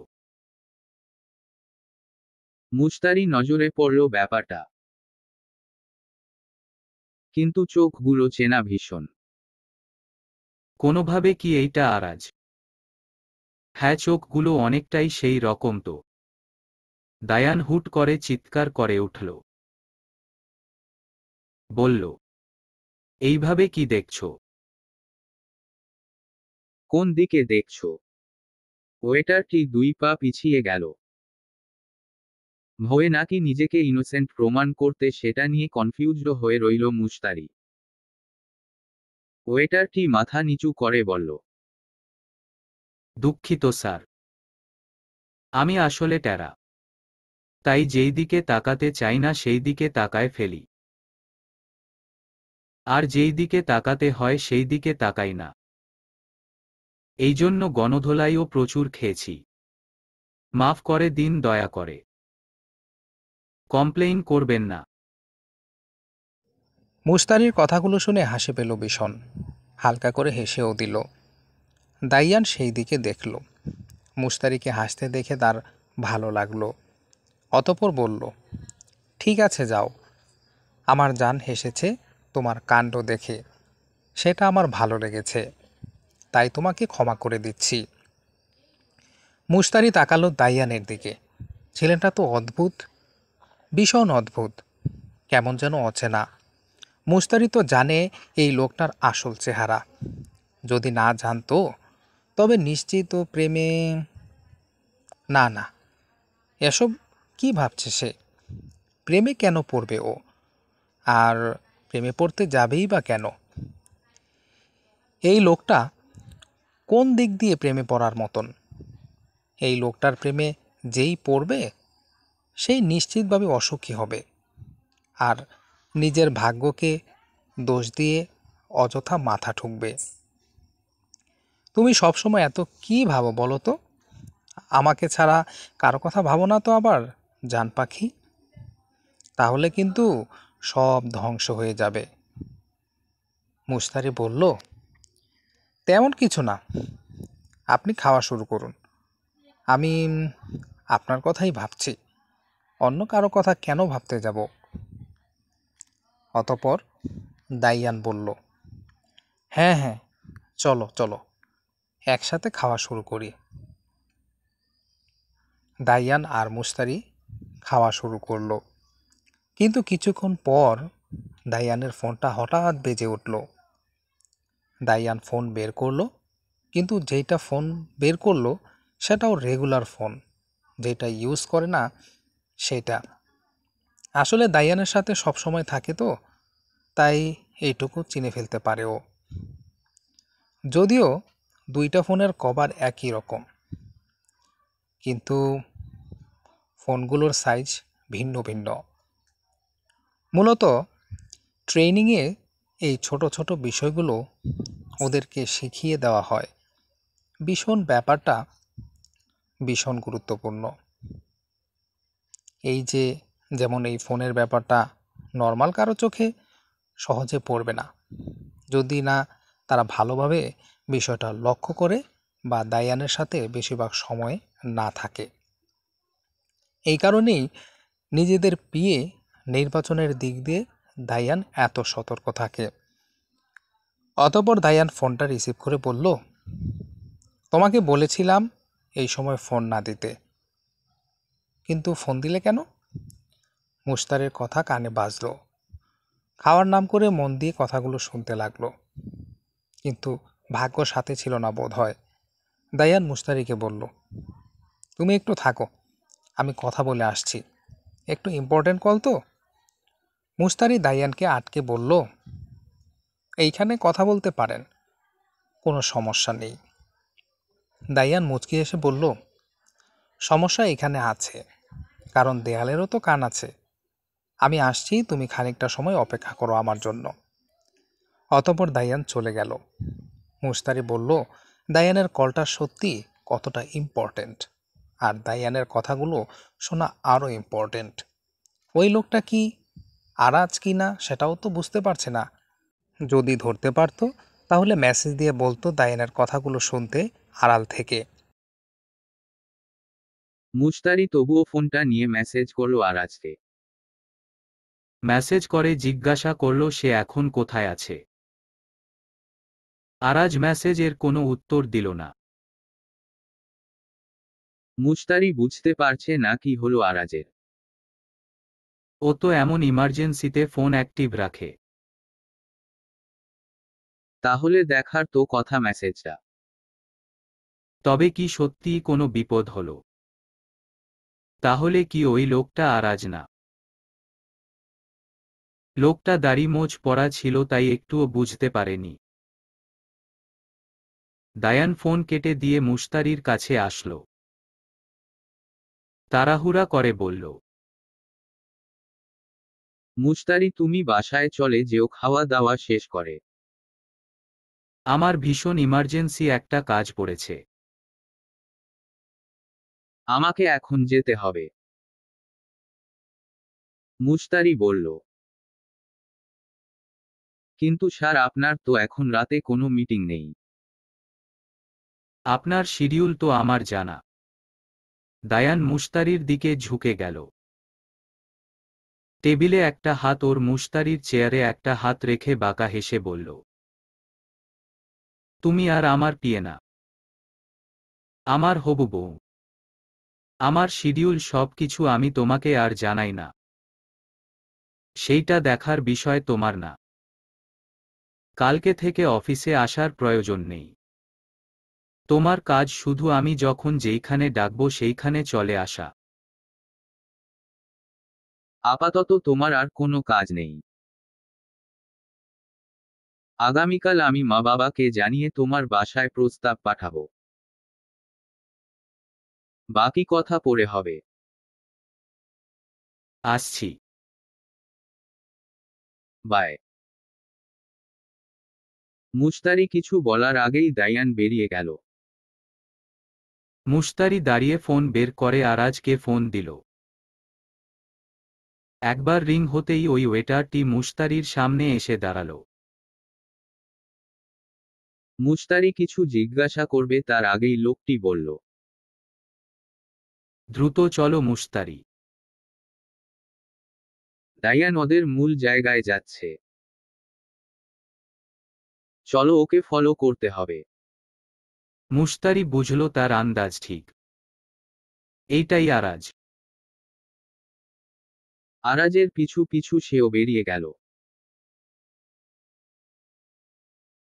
দায়ানের গাড়ি ফলো করতে করতে একটা পরিত্যক্ত কারখানায় পৌঁছে যায় মুশতারি আর আরাজ। যথেষ্ট গোপনীয়তা নিয়েই এতক্ষণ ধরে দায়ানকে ফলো করেছে তারা। আহাদি আর ইলাকেও আসতে বলা হয়েছে। হয়তো আজকেই কোনো না কোনো বড় সড় প্রমাণ। আর যদি প্রমাণ না পায় তবে ধরা পড়ে মারা খাওয়ার হাই চান্স আছে। কোনো কিছুই বলা যায় না। দায়ানের গাড়ি থেকে একটু দূরেই নিজেদের গাড়ি পার্ক করেছে মুশতারি আর আরাজ। দূর থেকেই যেন নজর রাখতে পারে। কাছে গেলে ধরাও পড়ে যেতে পারে। দায়ানকে পরিত্যক্ত কারখানায় ঢুকতে দেখে আরাজ আর মুশতারি সেই দিকে এগিয়ে যায়। কিন্তু মূল দরজা দিয়ে ঢুকলে তো বিপদ। দায়ান নিশ্চিত এই দিকে গার্ড দিয়ে রাখছে।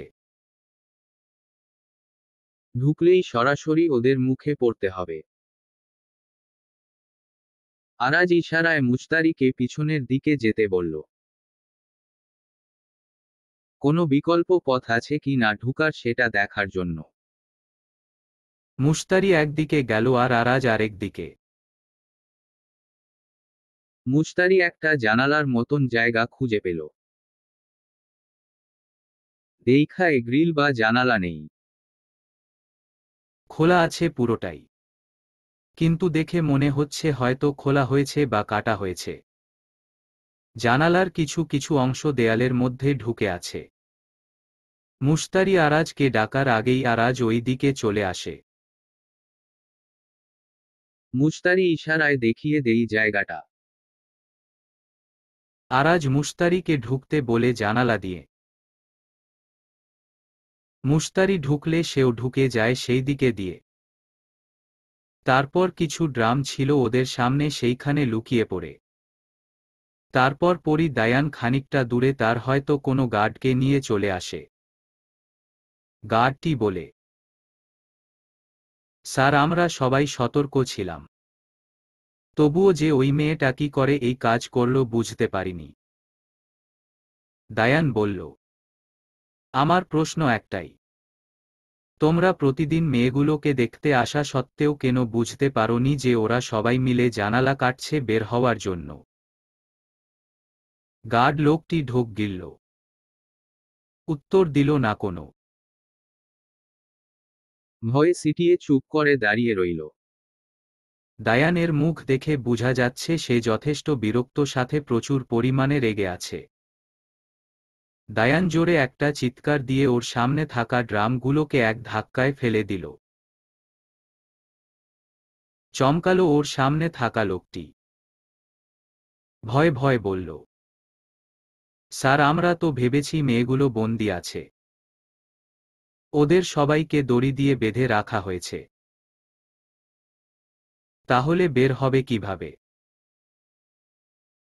তাই দায়ান জোরে চিল্লিয়ে বলল, তাই তোমরা চেক করার প্রয়োজন মনে করো নাই, তাই না? রাবিশ। এইদিকে দায়ানের কথাগুলো ভিডিও করে নিল আরাজ। হুট করে কারখানার মূল দরজা খোলা থাকায় সেই দিক দিয়ে অনেকগুলো পুলিশ প্রবেশ করল। দায়ান চমকালো। আসলে মুশতারি নিজের ফোন দিয়ে আহাদিকে মেসেজ করে জানিয়ে দিয়েছিল যেন কোনো সাইরেন না বাজানো হয়, চুপচাপ যেন ওরা চলে আসে একেবারে। দায়ানকে ধরা নইলে এত সহজ হবে না। দায়ান পুলিশ দেখে ভ্রু কুঁচকে তাকায়। দায়ান জিজ্ঞাসা করল, আপনারা এইখানে? আহাদি বলল, আপনাকে অ্যারেস্ট করতে এসেছি আমরা। আপনি অনেকগুলো মেয়েকে ধরে রেখেছেন। তার উপর আপনি একজন ড্রাগ ডিলার। আপনার বিরুদ্ধে অনেকগুলো প্রমাণ পাওয়া গিয়েছে। আপনাকে অ্যারেস্ট করা হচ্ছে। দায়ান নিজের পকেটে হাত দিয়ে বাঁকা হাসল। বলল, আমার বিরুদ্ধে প্রমাণ? স্ট্রেঞ্জ। কে দিল সেই প্রমাণ? কিভাবে পেলেন? আর কি প্রমাণ একটু দেখি। মুশতারি আর আরাজ আড়ালে থেকে বেরিয়ে আসলো। দায়ান সেইটা দেখল। মুশতারি বলল, আমি দিয়েছি উনাকে সব প্রমাণ মিস্টার দায়ান। আপনি অনেকগুলো অবৈধ কাজের সাথে জড়িত। আপনাকে আমরা গ্রেফতার করছি। মুশতারি আর আরাজ ভেবেছিল দায়ান অবাক হবে। অবাক হয়ে হয়তো বলবে, তুমি এত বড় ধোঁকা দিলে। আমি তোমাকে বিশ্বাস করেছিলাম। বা এইরকম অনেক কিছু। আরাজকে দেখে তো রীতিমতো আকাশ থেকে পড়বে। কিন্তু দায়ান তো নিশ্চিন্তে দাঁড়িয়ে দাঁড়িয়ে ওদের কথাগুলো শুনছে। মুশতারি আর আরাজ একে অপরের দিকে তাকালো। আরাজ পুলিশকে বলল, ভিতরে গিয়ে দেখুন স্যার, অনেকগুলো মেয়েকে পাবেন, দ্রুত যান। ওরা আবার সরিয়ে না দেয়। আহাদি বলল, স্যার আমি যাচ্ছি। আহাদি কিছু পুলিশকে নিয়ে ভিতরের ঘরে গেল। কিছু পুলিশ আশেপাশের ঘরগুলো, বস্তা আর ড্রামে তল্লাশি চালালো। মুশতারি শুধু দেখছে দায়ানকে। সে নিশ্চুপ। ঠোঁটে বাঁকা হাসি এখনো আছে। এমন অবাক করা ব্যবহার কেন করছে দায়ান? মুশতারি আর আরাজ ওকে চমকাতে চেয়ে নিজেরাই চমকে যাচ্ছে। আচ্ছা, কোনোভাবে কি দায়ান ওদের কনফিউজড করে দিতে চাইছে? এই জন্য এইরকম ব্যবহার করছে। চাইছেটা কি দায়ান? আহাদি ফিরে এসে বলল। সার ভিতরে কেউ নেই। মুশতারি পুনরায় চমকাল। কিছু পুলিশ এসে বলল, স্যার, ভিতরে ড্রাগের কিছুই নেই। আমরা ভালো করে খুঁজে দেখেছি। আরাজ জোরে চিৎকার করে বলল, পাগল হয়ে গেছো তোমরা? এইসব আজব কথা বলছো কেন? এইখানে সব আছে। মেয়েও আছে আর ড্রাগও আছে। খুঁজো তোমরা। আহাদি বলল। আমরা ভালো করেই খুঁজে দেখেছি স্যার, কিছু পাওয়া যায়নি। মুশতারি বলল, পাওয়া যায়নি বলে যে আমরা উনাকে ছেড়ে দিব এমন তো কোনো কথা নেই। উনার বিরুদ্ধে সাক্ষী, ভয়েস রেকর্ড, ভিডিও সব আছে। আশা করি সেইগুলো প্রমাণ হিসেবে যথেষ্ট। অফিসার, আপনি গ্রেফতার করুন এই ভয়ানক সন্ত্রাসীকে। পুলিশ অফিসারটি বললেন। জি ম্যাম। আমরা উনাকে গ্রেফতার করে উনার কাছে থেকে খবরগুলো বের করছি। কে কোথায় আছে এখনই জানা যাবে। চলুন মিস্টার দায়ান। দায়ান কোনো কথা বলল না। মুচকি হেসে অফিসারের কাছে গিয়ে দাঁড়াল। পাশে মুশতারির দিকে খানিকটা হেলে বলল, রাতে দেখা হচ্ছে, যান। খুব দ্রুত বিয়ের পালকি নিয়ে আসবো। তৈরি থেকো। আরাজ মুশতারিকে টেনে নিল নিজের দিকে। দায়ান কে উদ্দেশ্য করে বলল,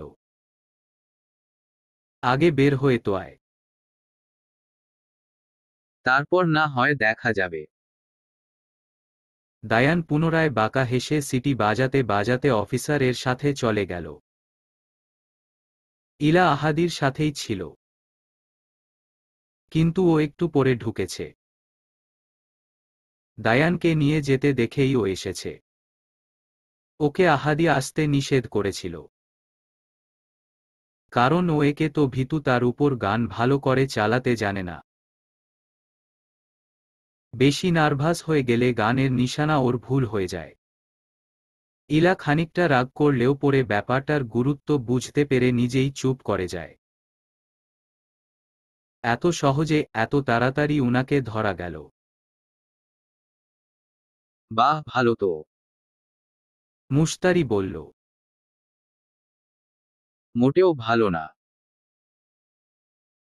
আমার সন্দেহ হচ্ছে। তীব্র সন্দেহ। তারপর আরাজকে উদ্দেশ্য করে বলল, স্যার, আমাদের একবার ওই মেয়েগুলোর বাসায় যাওয়া উচিত যারা কিডন্যাপ হয়েছিল। সাক্ষী বলতে একমাত্র ওরাই আছে। আমাদের ভিডিও, ভয়েস রেকর্ড বেশি কোনো কাজে আসবে না যদি না ওরা সাক্ষী দেই। আরাজ বলল। চলো। তোমরাও চলো। আরাজ গাড়ি বের করল। সবাই মিলে উঠে গেল গাড়িতে, উদ্দেশ্য ওই মেয়েগুলোর বাড়ি। কিছুক্ষণ পর পৌঁছেও গেল। মুশতারি দ্রুত গাড়ি থেকে নেমে দরজা বাড়ি দিল। একটা মেয়ে দরজা খুলে দিল। আগের বার যখন এসেছিল তখন এই মেয়েকে দেখেনি মুশতারি। হতে পারে ওর বোন বা কেউ। এই বাড়ির আরেক মেয়ে হয়তো। মুশতারি বলল, আর কেউ নেই। ভিতরে থেকে একজন বয়স্ক মহিলা বলল, কে এসেছে রে মনি? মনি নামটা শুনে চমকালো মুশতারি। এই মেয়েটাই তো কিডন্যাপ হয়েছিল। আরাজ, আহাদি, ইলাও চলে আসে সেই সময়। বয়স্ক মহিলাটি বের হয়ে মুশতারিকে দেখে চিনতে না পেরে বলে, কে তুমি? মুশতারি বলল। আমরা ওই যে গতবার এসেছিলাম আপনার মেয়ের ব্যাপারে কথা বলতে। মনে আছে আন্টি? আমরা বলেছিলাম সাহায্য করব। আপনিও আমাদের ভরসা করেছিলেন। বয়স্ক মহিলাটি বলল। ও হ্যাঁ, কিন্তু আমার মেয়ে তো ফিরে এসেছে। তোমাদের সাহায্য আমার আর লাগবে না। তোমরা আসতে পারো। ইলার রাগ হল। সে রেগে গিয়ে বলল, এমন স্বার্থপরের মতন কথা বলছেন কেন আপনি? আর তুমি? মণি মেয়েটার দিকে তাকিয়ে বলল, তোমাকে যে এতদিন বন্দি করে রেখেছিল তার প্রতিবাদ করতে চাও না তুমি? চলো সাক্ষী দিবে তুমি দায়ানের বিরুদ্ধে। ইলামনির হাত ধরে টান দিলে মণি মেয়েটি হাত ছাড়িয়ে বলে, আমি কোথাও যাব না। আর কিছু করব না বা বলবো না। আমার কারো বিরুদ্ধে কোনো অভিযোগ নেই। আরাজ বলল, আপনি তো এই দায়ানের বিরুদ্ধে প্রমাণ জোগাড় করতে গিয়েছিলেন। এখন যখন ওকে শাস্তি দেওয়ার সময় এসেছে তখন পিছু পা হচ্ছেন কেন? মণি মেয়েটি বলল, দেখুন, দায়ান স্যার একটাই শর্ত দিয়েছেন আমাদেরকে ছেড়ে দেওয়ার, যেন আমরা ওনার বিরুদ্ধে কথা না বলি। আপনারা তো বুঝেন না বন্দি থাকার কি জ্বালা। আমি আর বন্দি হতে চাই না। বাকি জীবনটা পরিবারের সাথে আমি কাটাতে চাই। প্লিজ আমাদেরকে ছেড়ে দিন। দরজাটা ওদের মুখের উপর লাগিয়ে দিল মেয়েটি। আরাজ চোখ মুখ শক্ত করে বলল, এদের মতন ভীরুর জন্যই আমাদের ডিপার্টমেন্টগুলোর এই অবস্থা। চলো বাকিদের সাথে কথা বলি। আরাজ তার টিম নিয়ে চলে গেল সবার সাথে কথা বলতে। সবার বাসায় মেয়েরা ফিরে আসায় কেউ আর ওদের সাক্ষী হতে রাজি হল না। অনেক বুঝিয়েও কোনো লাভ হল না। বাধ্য হয়েই ব্যর্থ হয়ে ওদেরকে পুলিশ স্টেশনে ফেরত আসতে হলো ওদের। এইসব কি বলছেন আপনি অফিসার? পুলিশ অফিসারটি মাথা নামিয়ে নিল। বলল, আমাদের কিছুই করার নেই। উপর থেকে নির্দেশ এসেছে। আমি যতদূর শুনেছি প্রধানমন্ত্রী চেয়েছেন মিস্টার দায়ানের বিরুদ্ধে সব দায় মিথ্যা প্রমাণ করে যেন উঠিয়ে নেওয়া হয়। ইলার মাথা আরো গরম হল। এমনি লোকগুলোর কাহিনীতে বিরক্ত সে। এখন আবার এই অফিসার বলছে দায়ানকে ছেড়ে দিয়েছে। মগের মুল্লুক পেয়েছে নাকি সবাই? নিজের ভয় ডর বিসর্জন দিয়ে যেই কাজটা করল সে সেই কাজটা নাকি পুরোটাই পানি। মেনে নেওয়া যায় নাকি এইসব? আপনি যার কথা বলছেন সে তো নিজেই স্বৈরাচারী। সে আবার ভুল ঠিক সত্যি মিথ্যার কি বিচার করবে? অফিসারটি বললেন, সবই বুঝি ম্যাডাম, কিন্তু আমাদের তো খেটে খেয়ে পরিবারের মানুষ নিয়ে চলতে হয়। আমরা কি করে সরকারকে অমান্য করব বলুন? আফটার অল আমরাও সরকারি লোক। আহাদি বলল, তাই বলে আপনি ওর এই অপরাধগুলোকে না দেখা করে দিবেন? বিবেক নেই আপনার? পুলিশ অফিসার কিছু বললেন না। মুশতারি আরাজকে বলল, স্যার আপনি আমাদের বড় স্যারকে কল দিন। উনি পারবেন সব কিছুর সমাধান করতে। উনিও যথেষ্ট ক্ষমতাবান। সেই সময় দরজার কাছে থেকে একটা বয়স্ক লোকের কণ্ঠ ভেসে আসল, কাউকে ডাকতে হবে না, আমি নিজেই চলে এসেছি। দরজায় ওদের বড় স্যারকে দেখতে পেয়ে খুশি হল আরাজ, মুশতারি, ইলা আর আহাদি। আরাজ গিয়ে স্যালুট করে বলল, স্যার আপনি আমাদের আন্ডার কভার সিআইডি অফিসারদের অত্যন্ত সৎ একজন অফিসার। আপনি নিশ্চয় এ অন্যায় দেখে মুখ বুজে থাকবেন না। আপনি তো জানতেন এই মিশনের কথা। আপনি তো জানতেন আমরা কতটা খেটেছি এই মিশনটা সাকসেসফুল করতে। আমি নিজের ভাইকে ধরিয়ে দিতেও পিছু পা হয়নি। একজন স্বৈরাচারী শাসক কি করে নির্ধারণ করতে পারে যে কে ছাড়া পাবে আর কে পাবে না? প্লিজ স্যার, আপনি চুপ করে থাকবেন না। ওদের বড় স্যার নিজের পকেটে হাত দিয়ে সোজা হয়ে দাঁড়িয়ে বলল, আমি দুঃখিত। আমার সত্যি কিছু করার নেই। এই ক্ষেত্রে আমি একা না। তোমাদের সবাইকে চুপ থাকতে হবে। দায়ানের পাওয়ার সম্পর্কে আমি জানতাম, কিন্তু সরকার পর্যন্ত ওর পাওয়ার সেটা আমি জানতাম না। I am really very sorry. ভুলে যাও যা হয়েছে সব, এইগুলো মনে রাখার প্রয়োজন নেই। দায়ানের বিরুদ্ধে সব প্রমাণ ও লোপাট করে দাও। ওইগুলা রাখতে হবে না। আশা করি তুমি বুঝতে পারছো আমি কি বলতে চেয়েছি। সবাই চুপ হয়ে গেল, বিশেষ করে আরাজ। স্তব্ধ হয়ে তাকিয়ে রয়েছে উনার দিকে। অবাকের রেশ কাটছে না তার কিছুতেই। আহাদি নিজের অবাকের রেশ কাটিয়ে জিজ্ঞাসা করল, আই কান্ট বিলিভ স্যার, আপনি এইরকম কথা বলছেন। আমি কি সত্যি শুনছি নাকি ভুল নিজেও বুঝতে পারছি না। আপনি সত্যি এইসব বলছেন? নিজের সততা আপনি এইভাবে বিলিয়ে দিতে পারছেন? যেইখানে আপনাকে সবাই সৎ বলে আদর্শ মানে। বড় স্যার লোকটি বললেন, কিছু করার নেই। পাওয়ারের কাছে আমি ব্যর্থ। আর আমার পরিবার আছে। তাদেরকে নিয়ে তো খেটে খেতে হয় আমার। আমি কোনোভাবেই পারবো না একজন ক্রিমিনালকে ধরতে গিয়ে নিজের চাকরি হারাতে। এই পদটা আমি এমনি এমনি তো অর্জন করিনি। বেটার হবে আমি যা বলছি তোমরা সেটা শুনো। আরাজের রাগের পরিমাণ তরতর করে বাড়ল। নিজের হাতগুলোকে মুঠ করে রাগটাকে কন্ট্রোল করার চেষ্টা করল। মুশতারি দেখল বিষয়টা। সে নিশ্চিত আরাজ রেগে গিয়ে এখন কোনো ঝামেলা করবে।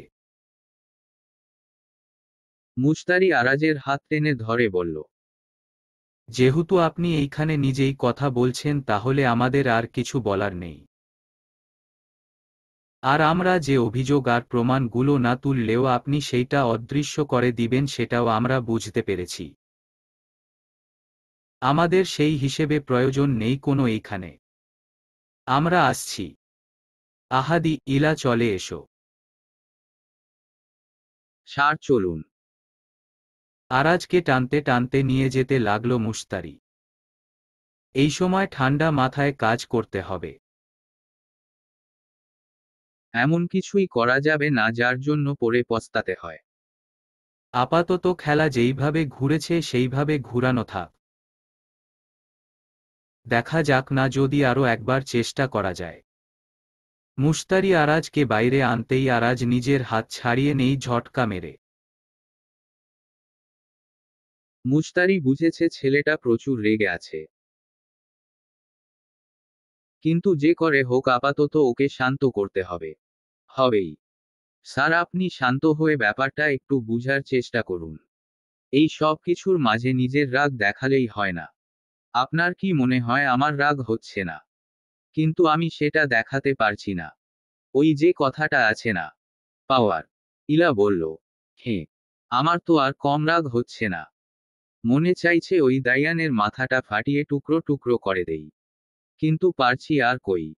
ধৈর্য ধরে থাকা ছাড়া আমাদের কি বা করার আছে? আরাজ বলল, তাই বলে এইরকম একটা ভয়ানক অপরাধীকে সাপোর্ট করবে সবাই? আরে ও তো আমার নিজের ভাই হয়। আমি যদি ওর দোষগুলোকে দোষ বলে ধরিয়ে দিয়ে ওকে শাস্তি দিতে পারি তাহলে ওদের এত কি সমস্যা হচ্ছে? দায়ান ছোট থেকে খালি অন্যায় করে সবকিছু পেয়ে যায়। ওর মধ্যে হিংসা ভরা। এইগুলোকে যদি সময় করে কন্ট্রোল না করা যায় তবে ও ভয়ানক অপরাধীতে পরিণত হবে। কেউ বুঝতে পারছে না কেন এইটা? মুস্তারির ফোন বাজল সেই সময়। ফোন তাকাতেই তার চক্ষু চড়ক গাছ। ডায়ান ফোন দিয়েছে। মুস্তারি বলল, আরাজ স্যার। ডায়ান ফোন দিয়েছে। কি করব? ডায়ান ফোন দিয়েছে শুনে আরো বেশি রেগে গেল আরাজ। সব থেকে বেশি এই ব্যাপারটা নিয়েই ভাবনায় ছিল সে। তবে কি তার ভয় সত্যি হতে চলছে? ফোনটা ধরো তারি।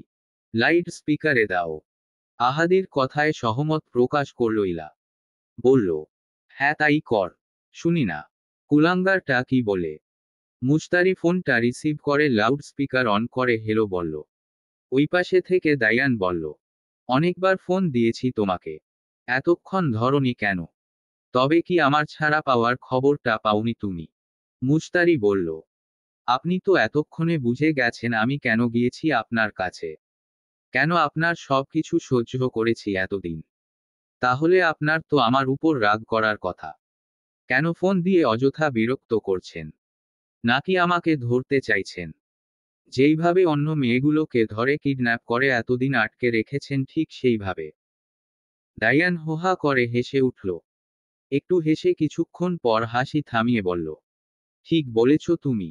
বন্দি তো আমি করতে চাই তোমায়, কিন্তু কোনো ঘরে না, আমার মনের মাঝে। বিয়ে করে আমার মনের কোঠায় তোমাকে বন্দি করতে চাই। আরাজ সহ্য করতে পারল না আর। ফোনটা নিজের হাতে নিয়ে বলল, রাস্কেল একটা, এইভাবে একটা মেয়েকে বলতে লজ্জা করে না? ভুলে গেছিস পুরনো কথা? ভুলে গেছিস তোর জন্য একজন আত্মহত্যা করতে বাধ্য হয়েছিল? যদি ভুলে না যাস তাহলে কোন মুখে আরেকটা মেয়েকে বিয়ের কথা বলিস? ডায়ান বলল, ওহ তুইও আছিস আমার হবু বউ এর সাথে। তোর সমস্যা কি জানিস? তুই আর কিছু না পেলেই এই কথাটা উঠিয়ে আমাকে দুর্বল করে দিতে চাস। হ্যাঁ আগে হয়তো আমার খারাপ লাগতো, কিন্তু এখন লাগে না। একজনের জন্য কতদিন পড়ে থাকবো? কারো স্মৃতি আঁকড়ে কেউ কোনোদিন বাঁচতে পারে না। তোর জীবনে ভালোবাসা নেই তো তাই তুই বুঝবি না। বাদ দে। আমার হবু বউকে ফোনটা দে। আজকে রাতে ওকে আনতে যাব বিয়ের জন্য। আজকে রাতেই আমাদের বিয়ে হবে। ওকে রেডি থাকতে বলবো। ওর বাসায় বিয়ের বেনারসি অলরেডি পাঠিয়ে দিয়েছি। সেটাই জানাবো ওকে আর কি। আরাজ চিৎকার করে বলল, তুই তারিকে পাবি না রাবিশ। কোনোদিন পাবি না। বলে ফোনটা ছুঁড়ে ফেলতে যাবে তার আগেই মুস্তারি ওর হাত ধরে ফেলে বলল, আমার ফোন কি দোষ করলো? এমনিতেই বেতন কম পাই, তার উপর যদি আপনি ফোন ছুঁড়ে মারেন, তাহলে আমাকে এইবার ফোন কেনার জন্য রাস্তায় দাঁড়িয়ে ভিক্ষা করতে হবে। ইলা মুখ চেপে হাসল। এই পরিস্থিতিতে হাসা ঠিক না জেনেও হাসতে বাধ্য হয়েছে মুস্তারির কোথায়। আহাদি বলল, আমার মনে হচ্ছে দায়ান মুস্তারিকে সাজা দেওয়ার জন্য ওকে বিয়ে করতে চাইছে। ছেড়ে তো আর দিবে না কিছুতেই। কোনো না কোনো কাহিনী তো আছেই। কিন্তু কথা হলো এখন আমরা কি করব? মুস্তারিকে তো বাঁচাতে হবে। আরাজ বলল, একটা উপায় আছে। মুস্তারি জিজ্ঞাসা করল, কি সেটা? কাজী অফিসে বসে আছে মুস্তারি, আরাজ আর ইলা। আহাদি গিয়েছে কাজী ডাকতে। আসলে এইসব কাজের মধ্যে অনেক দেরি হয়ে গিয়েছে। তাই কাজী নিজের কাজী অফিসে তালা লাগিয়ে বাসায় চলে গিয়েছে। সেই তালা মাস্টার কি দিয়ে খুলে আপাতত সেখানে অবস্থান করছে তারা। বিয়ের সাজ তেমন করেনি মুস্তারি। যেরকম ভাবে ছিল সেই রকমই আছে। শুধু গলায় পেঁচানো ওড়নাটা মাথায় দিয়েছে। এইটুকুই। আরাজ বলল, তোমরা বসে থাকো, আমি একটু বাইরে থেকে দেখে আসি আহাদি কতদূর আর কি করছে। আরাজ চলে গেলে ইলা মুস্তারির পাশে বসে মুচকি হেসে ওর হাতে হাত রেখে নিশ্চুপ আর চুপসে যাওয়া মুখের দিকে তাকিয়ে বলে, তুই কি বিয়েটা করতে ভয় পাচ্ছিস? আরাজ সার কিন্তু দায়ানের থেকে 1000 গুণ ভালো। মুস্তারি অশ্রু সিক্ত চোখে তাকালো ইলার দিকে। যেই স্থানে অন্য এক নিষ্ঠুর পুরুষকে বসিয়েছিলাম সেই জায়গায় কি করে অন্য কাউকে স্থান দিব আমি ইলা? আমি যে এখনো সাহারকে বড্ড ভালোবাসি। ইলার রাগ হল ভীষণ। আশ্চর্য! আজকে সবাই এমন এমন কথা বলছে যে তার রাগে মাথা ছিঁড়ে যাচ্ছে। এত রাগ তো সে দেখায় না বা করেও না। হ্যাঁ, তবে বিপরীত পাশের মানুষটা আহাদি হলে অন্য কথা। তুই ওই সাহার শয়তানের নাম নিবি না আর ওর নাম নিয়ে কাঁদবিও না। যদি এমন কিছু করার ইচ্ছা হয় তাহলে আমি বলছি আরাজ স্যারকে তুই বিয়ে করবি না। তোকে গিয়ে তোর বাসায় রেখে আসুক, সেইখানে গিয়ে তুই তর সাহার এর সংসার করা দেখবি আর দায়ানের অপেক্ষা করবি। সেও যে কোনো মুহূর্তে এসে তোকে নিয়ে গিয়ে বিয়ে করে ফেলবে। কিভাবে কি করবে তুই নিজেও টের পাবি না। এইটাই বরং ভালো। খামোখা আরাজ স্যার নিজের সময় নষ্ট করে তোকে বাঁচাতে চাইছে। যে নিজেই পানিতে তলিয়ে যেতে চায় তার জন্য সাঁতরানোটা বোকামি। বড্ড বোকামি। চোখের পানি মুছে মুচকি হাসল মুশতারি। বলল, যদি আরাজ স্যার আমাকে বিয়ে করতে না চান তবে আমার সমস্যা নেই। আমি ঠিক অনেক দূরে পালিয়ে গিয়ে নিজেকে সামলে নিব। একা থাকার অভ্যাস আছে। সমস্যা হবে না, ইলা বলল। আর তোর লক্ষ্য? যেই কারণে এত বছর ধরে এত কিছুর পর ওই বাড়িতে পড়ে আছিস তার কি হবে? আরাজ স্যারকে দেখেছিস? নিজের লক্ষ্য পূরণে কতটা ডেডিকেটেড। তোর বড় আব্বুর কি হবে? উনার কথা অন্তত ভাব। মানুষটা সবার সাথে লড়াই করে তোকে ওই বাড়িতে টিকিয়ে রেখেছে। মুশতারি দীর্ঘ নিঃশ্বাস ফেলে বলল, দিন শেষে সবাই এক। কারো স্বার্থে আঘাত লাগলে সবার রূপ পাল্টে যায় রে। আর রইল বাকি লক্ষ্য। সেই লক্ষ্যের জন্যই মূলত আমার সব কিছুতে রাজি হওয়া। বিয়ে করব না বলে প্রতিজ্ঞা করেছিলাম। এতগুলো ছেলে দেখানোর পরও আমাকে রাজি করাতে পারেনি কেউ। সেইখানে আরাজ স্যার এর এক কথায় ভেবে চিনতে রাজি হয়ে গেলাম। দেখতে গেলে উনিও একদিক দিয়ে নিজের স্বার্থেই করছেন। উনার ভাইকে ধরতে হবে তো। সেইটাই উনার স্বার্থ। ইলা বলল, আমার মনে হয় না এমন কিছু হবে। আমার তো মাঝে মাঝে মনে হয় Araz sir is in love with you. Mushtari জবাব দেওয়ার আগেই আরাজ আর আহাদি আসলো, সাথে কাজী সাহেব। মুশতারি ঠিকঠাক ভাবে বসল। ইলা পাশে থেকে উঠে গেল। আরাজ সেইখানে গিয়ে বসল। ইলা মুশতারির মাথার ঘোমটাটা সুন্দর করে টেনে দিল। কাজী সাহেব লোকটি নাম ঠিকানা জেনে নিয়ে পেপার রেডি করলো আর বলল, এত বিয়ে করার তারা আপনাদের যে রাতেই আমাকে ডেকে নিয়ে আসতে হলো। আহাদি বলল, যৌবনে আপনিও ঠিক এমনই তাড়া করেছিলেন আপনার বউকে বিয়ে করার জন্য। ভেবে দেখুন।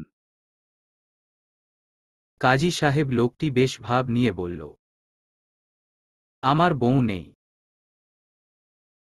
বিয়ে করি নাই আমি। আহাদি মুচকি হেসে বলল, এই জন্যই আপনি বুঝেন না। এইবার দেরি না করে তাড়াতাড়ি বিয়ে পড়ান। কাজী আর কোনো কথা বলল না। বিয়ে পড়ানো শুরু করল। কবুল বলতে বললে আরাজ দ্রুত কবুল বলে দেই। কিন্তু মুশতারিকে যখন কবুল বলতে বলা হয় তখন সে চুপ করে থাকে। নিজের দুই হাত মুঠ করে পরনের জামাটা আঁকড়ে ধরে। তার চোখের সামনে এখন সাহারের মুখ ভেসে উঠছে বারবার। ছেলেটাকে সেই ছোট থেকেই বড্ড ভালোবাসে সে। কিভাবে পারবে ওকে ভুলে গিয়ে অন্য কারোর জন্য কবুল বলতে? ব্যাপারটা কঠিন, বড্ড কঠিন। Any problem Mushtari? আরাজের কথায় তার দিকে তাকালো মুশতারি। মুচকি হেসে মাথা নাড়িয়ে না বলল। তারপর দীর্ঘ নিঃশ্বাস নিয়ে কাজীর দিকে তাকিয়ে কবুল বলে উঠল দ্রুত 3 বার। সবাই আলহামদুলিল্লাহ পড়ল। রেজিস্ট্রি পেপারে সাইন করে দুইজন উঠে দাঁড়ালো। কাজী অফিস থেকে বেরিয়ে মুশতারি আরাজকে বলল, আপনার বাড়ির লোকদের জানানো উচিত ছিল স্যার। অন্তত আপনার মা বাবাকে। আরাজ বলল, উনারা কিছু বলবে না। তুমি চিন্তা করো না, আপাতত আমি তোমাদের বাড়িতে যাচ্ছি। মুশতারি চমকে তাকালো আরাজের দিকে। অবাক কণ্ঠে বলল, আমার বাড়ি? কিন্তু কেন? আরাজ বলল, তাদের মেয়ে বিয়ে করেছে, তাদের জানাতে হবে না। মুশতারি বলল, তাদের কিছু যায় আসে না স্যার। যার যায় আসে, আমি তাকে ফোন দিয়ে বিয়ের আগেই জানিয়ে দিয়েছিলাম। উনি রাজি হয়েছেন, আর কিছু চাই না। সময় করে উনার সাথে দেখা করে আসা যাবে। আপাতত চলুন। মুশতারি গাড়িতে উঠতে যাবে তার আগে আরাজ তার হাত ধরে আটকে বলল, তোমার বাড়িতেই আগে যাব। দোয়ার একটা ব্যাপার আছে না, সেটা নিতেই হবে। তারপর আমাদের বাড়ি। আর কোনো না শুনতে চাই না। উঠো গাড়িতে, তোমার বাড়ি যাওয়ার উদ্দেশ্যে। মুশতারি আর কিছু বলল না। সে জানে আরাজকে এইসব বলে কোনো লাভ নেই। ও কারো কথাই শুনবে না। কিন্তু মুশতারির চিন্তা একটাই, বাড়ি গিয়ে অন্য লোকেরা যেন ওকে অপমান না করে। মুশতারিকে অপমান করলে সমস্যা নেই, কিন্তু আরাজকে যদি কিছু বলে। আহাদি আর ইলা আগেই বসে গিয়েছে গাড়িতে। আরাজ গিয়ে বসল আর মুশতারি তার পাশে, অর্থাৎ ড্রাইভিং সিটের পাশে বসল। গাড়ি কিছুক্ষণ পর মুশতারির বাসার সামনে এসে দাঁড়াল। মুশতারি বাড়ির দিকে তাকিয়ে দীর্ঘ নিঃশ্বাস ফেলল। অবশেষে কিছুদিনের জন্য এই বাড়ি থেকে মুক্তি পেতে চলেছে সে। আরাজ গিয়ে দরজা টোকা দিল। মুশতারি, আহাদি, ইলা তার পিছনে। দরজা বাড়ি দেওয়ার সাথে সাথেই একজন দরজা খুলল। লোকটি মুশতারির বড় আব্বু। আরাজ সালাম দিল। উনি সালাম নিলেন। মুশতারিকে দেখে খুশি হয়ে মুচকি হেসে বলল, আয় মা, ভিতরে আয়। তুমিও এসো বাবা। আর আহাদি, ইলা, মা, তোমরাও এসো। সবাই ঘরের ভিতর ঢুকল। ডাইনিংয়ে কেউ নেই। পুরো ডাইনিং ফাঁকা। ভালোই হয়েছে। বাকি লোকদের, বিশেষ করে সাহারের মুখোমুখি হতে চায় না তারি। তুমি এখনো ঘুমাওনি বড় আব্বু? মুশতারির বড় আব্বু মুচকি হেসে বললেন, আমি তো জানতাম তুই আসবি, তাই অপেক্ষা করছিলাম। অবশ্য আমি একা না, আরও একজন অপেক্ষা করছিল। মুশতারি বলল, কে বড় আব্বু? তানিশা ওইদিকে মিষ্টির প্লেট হাতে নিয়ে আস্তে আস্তে বলল, আমি ছাড়া আর কে হবে আপু? প্লেটটা টেবিলে রেখে আরাজ এর সামনে দাঁড়িয়ে বলল, এটাই বুঝি আমার ভাইয়া। আরাজ মুচকি হেসে তানিশার মাথায় হাত দিয়ে বলল, তুমি বুঝি মুশতারির বোন? তানিশা মাথা নাড়িয়ে হ্যাঁ বলল। তারপর আহাদি আর ইলাকে বলল, তোমরা আমার আপুর জন্য সুদর্শন এক পাত্রের খোঁজ দিয়েছ। নিজেদের কথা রেখেছ, তাই তোমাদের জন্য বেশি করে মিষ্টি এনেছি। মিস্টার আব্বাস, আহাদি, ইলা আর আরাজ হাসল। মুশতারি হাসছে না দেখে তানিশা বলল, তুমি যাদের কথা ভাবছো তাদের কি আদৌ তোমার বিয়ে হওয়া না হওয়া নিয়ে কিছু আসে যায়? বাদ দাও আপু, খুঁজে লাভ নেই। মুশতারি তানিশার দিকে তাকালো। মেয়েটা ভীষণ বুদ্ধিমতী হয়ে যাচ্ছে দিন দিন। মুশতারির চোখের দৃষ্টি দেখেই বুঝে গেছে ওর মনে কি চলছে। কিছু খুঁজছি না আমি, এমনি তাকাচ্ছি। এখন তাহলে আমরা আসি। বড় আব্বু আসছি, মিস্টার আব্বাস বললেন। আমি কি মরে গেছি যে জামাইকে নিয়ে আসলি আর খালি মুখে ফিরে যেতে হবে তোকে? মুশতারি বলল। এইভাবে বলো না বড় আব্বু। মিস্টার আব্বাস মুচকি হেসে তানিশাকে সাথে নিয়ে ওদের সবার জন্য খাওয়া দাওয়ার আয়োজন করল। খাওয়া শেষে বাসা থেকে বের হওয়ার আগে একবার দেখে নিল চারদিকটা মুশতারি। যতই হোক এইখানে বড় হয়েছে, একটু তো মায়া আছেই। মুশতারি হুট করে খেয়াল করল উপর থেকে তাকে সাহার দেখছে। তাকিয়ে রইল মুশতারি সেই দিকে। চোখাচোখি হল কিছুক্ষণ। চোখ সরিয়ে নিল মুশতারি। লোকটা তাকে দেখছে কেন? সে তো এখন অন্যের পুরুষ। সে আর মুশতারির নিষ্ঠুর পুরুষ নয়। তাহলে কেন এইভাবে মায়া দিয়ে দেখছে মুশতারিকে?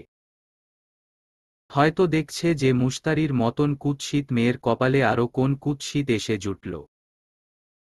মেয়েটাকে একটু দেখে রেখো আরাজ বাবা। ছোট থেকেই মেয়েটা একা একা মানুষ হয়েছে। মা বাবা চলে যাওয়ার পর আর কাউকে পায়নি। একমাত্র তোমাকেই বিয়ে করেছে, তাই আশা করি সে নিশ্চয় স্পেশাল কিছু দেখেই তোমাকে বিয়ে করেছে। ওর ভরসা রেখো বাবা। আরাজ মুশতারির বড় আব্বুর হাতে হাত দিয়ে বলল, আপনাকে আমি কথা দিচ্ছি বড় আব্বু। মুশতারির ভরসা কোনোদিন ভাঙব না। ওকে কোনো দিন একা অনুভব করতে দিব না। মুশতারি আরাজের দিকে তাকালো। আরাজ কি মিথ্যা কথা বলছে তার বড় আব্বুকে? এইভাবে মিথ্যা কথা দেওয়ার কি মানে? মুশতারি, আরাজ, আহাদি আর ইলা বেরিয়ে গেল বিদায় নিয়ে। দাঁড়িয়ে আছে মুশতারি আর আরাজ। সামনে সোফায় বসে আছে আরাজের বাবা হাসান মাহবুব। থমথমে পরিবেশ। নীরবতা যেন চারদিকে ঘিরে রেখেছে।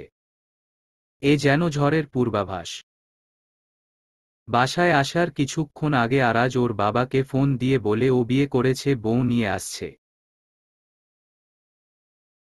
ওর বাবা প্রতি উত্তর করে না। সম্পূর্ণ নিশ্চুপ হয়ে ফোন কেটে দেই।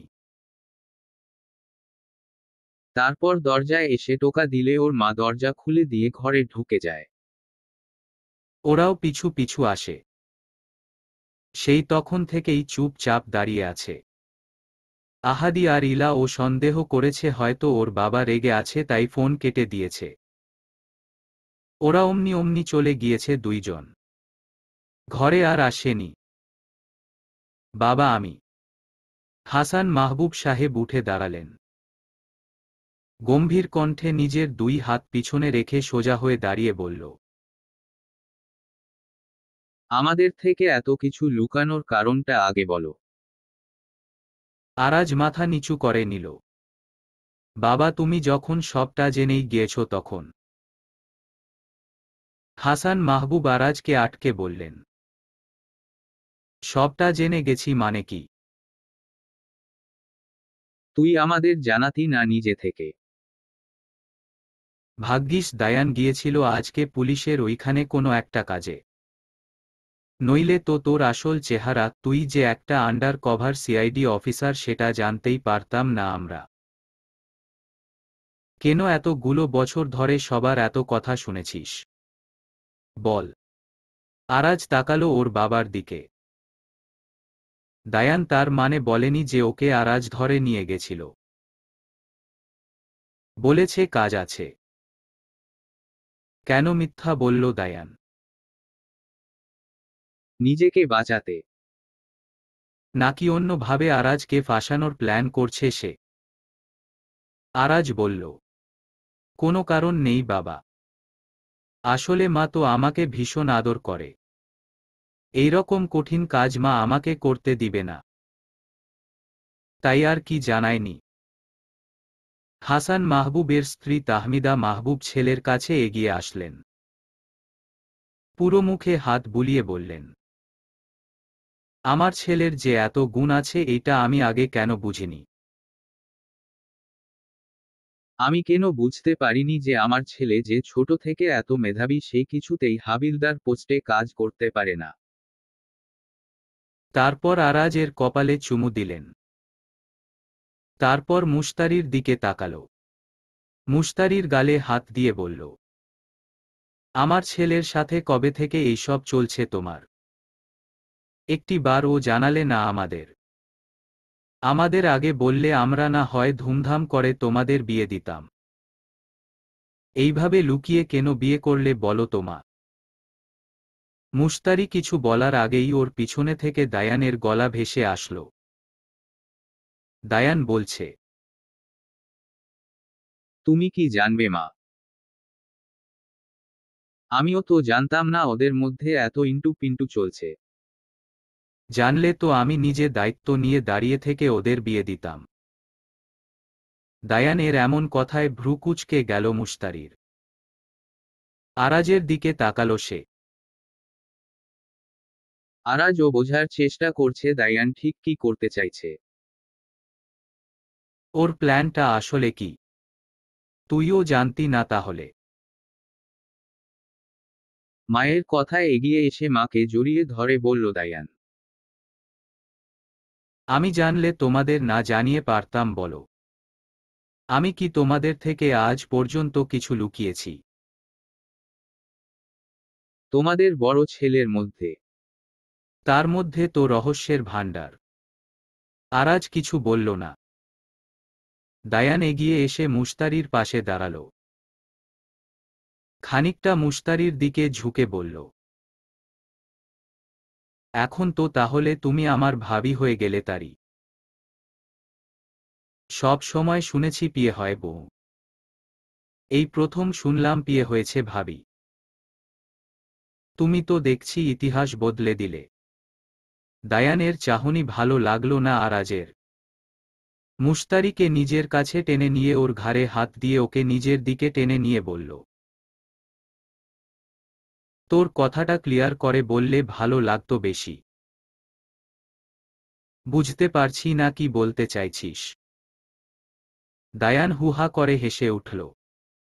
বলল, আমার ভাইয়া তো দেখি এখন থেকেই বউকে নিয়ে ভীষণ পজেসিভ হয়ে গিয়েছে। আরে আমি মজা করছিলাম। ডোন্ট মাইন্ড, মা।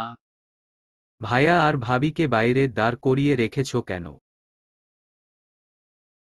ঘরে ঢুকতে দাও। আমি যাই ফ্রেশ হয়ে নেই। হাসান মাহবুব ও মুশতারির দিকে একবার তাকিয়ে মিসেস মাহবুবকে বললেন, অনেক রাত হয়েছে। মেয়েটাকে ঘরে দিয়ে আসো। আর কিছু খেতে দাও ওদের। সারাদিন কি খেয়েছে না খেয়েছে কে জানে। মুশতারি মনে মনে খুশি হল। বাবারা এইরকমই হয়। এই তো কিছুক্ষণ আগে নিজের ছেলেকে গম্ভীর স্বরে শাসন করছিলেন, আর এখন মুশতারির নাম করে ছেলেকে খাওয়ার কথা মনে করিয়ে দিলেন। সত্যি বাবারা সব অদ্ভুত। মিসেস মাহবুব মুশতারির হাত ধরে বললেন, আজ থেকে তুই আমার বড় মেয়ে। আমি কিন্তু তোকে তুই করেই বলবো। মেয়ে তো আপন মনে হবে। চল তারি মা, তোর স্বামীর ঘরে নিয়ে যায় তোকে। মুশতারি মুচকি হেসে মিসেস মাহবুবের সাথে যেতে লাগল। পিছু পিছু আরাজও আসছে। মিসেস মাহবুব সেটা দেখে ওকে আটকে দিয়ে বললেন, এখন আমরা মা মেয়ে উপরে গিয়ে কিছু কথা বলবো। তুই গিয়ে দায়ানের ঘরে ফ্রেশ হয়ে আয়। আমি আগে থেকেই ওইখানে তোর কাপড় রেখে এসেছি। যা। দায়ানের ঘরে যাওয়ার কথা শুনে প্রথমে বিরক্ত হলেও পরে দায়ানের প্ল্যান বুঝার জন্য ওর সাথে কথা বলা জরুরি বুঝতে পেরে আরাজ আর না করল না। মুশতারিকে ইশারায় নির্ভয়ে যেতে বলে সে নিজেও চলে গেল দায়ানের ঘরে। দায়ানের ঘরে যেতেই দায়ান বলল, প্রথম রাতেই বউ তাড়িয়ে দিল নাকি? আরাজ উত্তর না দিয়ে দায়ানের বরাবর গিয়ে দাঁড়িয়ে বলল, তুই চাইলেই আজকে আমাকে ধরিয়ে দিতে পারতিস। আমি যে সন্দেহ করছি সেটা তুই মা বাবাকে জানিয়ে একটা অশান্তি সৃষ্টি করতে পারতিস। করলি না কেন? দায়ান নিজের গলার টাওয়েলটা বিছানায় ছুঁড়ে মেরে বলল, তুই কি মনে করিস আমি বোকা নাকি ভীতু যে অশান্তি লাগিয়ে জিতে যাব? আমি হলাম দায়ান। যে যেইভাবে খেলে তার সাথেও ঠিক একইভাবে খেলে, সেই খেলাটা জিতে যাওয়ার মানুষ আমি। তুই যখন চাস যুদ্ধটা লুকানো থাক, নিশ্চুপে হোক, তখন আমিও তোকে ঠিক সেইভাবে হারাতে চাই। আমাকে ভীতু ভাবার ভুল দ্বিতীয়বার করিস না। ওই যে তোর কাপড় সোফায় রাখা। ফ্রেশ হয়ে চলে যা। আরাজ উত্তর দিল না। সোফায় থেকে নিজের কাপড়গুলো নিয়ে ফ্রেশ হতে চলে গেল। দায়ান নিশ্চুপ ভাবে কি ভয়ানক খেলা খেলার প্ল্যান করছে সেটা জানতে হবে। মাথা গরম করে সত্যি কোনো লাভ হবে না। মুশতারিকে ঘরে এনে নিজের একটা শাড়ি বের করে দিল মিসেস মাহবুব। মুচকি হেসে বলল, ফ্রেশ হয়ে এই শাড়িটা পরিস। আমাকে নিজের মায়ের মতন ভাবিস, তাহলে আর কোনো ভয় থাকবে না। তোকে একটা কথা জিজ্ঞাসা করি। মুশতারি মুচকি হেসে বলল, এই তো বললে আমি তোমার মেয়ের মতন। তাহলে এখন অনুমতি চাইছো কেন আন্টি? মিসেস মাহবুব গাল ফুলিয়ে বললেন, তোর কথায় খুশি হতাম যদি আন্টি না বলতি। মামনি অথবা মা বলবি, বুঝেছিস? মুশতারি মিসেস মাহবুবকে জড়িয়ে ধরে বলল, বলো মা। মিসেস মাহবুব মুশতারির মাথায় হাত বুলিয়ে দিতে দিতে বলল, তুই কি আগে থেকেই জানতিস যে আরাজ একটা under cover CID officer? Mushtari দ্বিধায় পড়ে গেল যে তার কি বলা উচিত। আগে থেকে জানতো বললে কি কিছু মনে করবে? না, যথেষ্ট মিথ্যার আশ্রয় নেওয়া হয়েছে। আর মিথ্যার আশ্রয় নিয়ে একজন মাকে সে ঠকাতে চায় না। হ্যাঁ জানতাম মা, মিসেস মাহবুব বললেন। যাক, তাহলে তুই সব জেনেই বিয়ে করেছিস শুনে ভালো লাগলো। শোন মা, আমার দুই ছেলে দুই রকম। আরাজ যে কোনো বিষয়ে মাথা গরম করে ফেলে সহজেই, কিন্তু দায়ান উল্টো। সে ঠান্ডা মাথায় যে কোনো কাজ করে। নিজের রাগটা সহজে সবাইকে বুঝতে দেয় না। দুই ভাইয়ের মধ্যে এই পার্থক্যটা সব থেকে বেশি নজর কাড়া। আরাজের রাগটা কিন্তু তোকেই সামলাতে হবে। ওকে বুঝাতে হবে ঠান্ডা মাথায় কাজ করা ঠিক কতটা জরুরি। ওর সব রাগ অভিমান মেনে নিয়েই তোকে ওকে নিয়ে সারা জীবন কাটাতে হবে। বিয়েটা সারা জীবনের জন্য, এইটা কেবল মনে রাখিস। বুঝেছিস মা? মুশতারি হালকা হাসল। দায়ান যে ঠান্ডা মাথায় কতটা ভয়ানক হতে পারে সেটা সে জানে আর বুঝে। আরাজের মাথা গরমের পরিমাণটাও সে জানে। তবে এইসব কোনো কিছুই সারা জীবনের জন্য না। নিজেদের মিশনটা কমপ্লিট করতে পারলে ও চলে যাবে সবার থেকে বহু দূর। শুধু উপযুক্ত প্রমাণের অপেক্ষা। মুশতারি মাথা নাড়িয়ে হ্যাঁ বলল। মিসেস মাহবুব মুচকি হেসে মুশতারিকে ফ্রেশ হতে বলে চলে গেল। চলবে।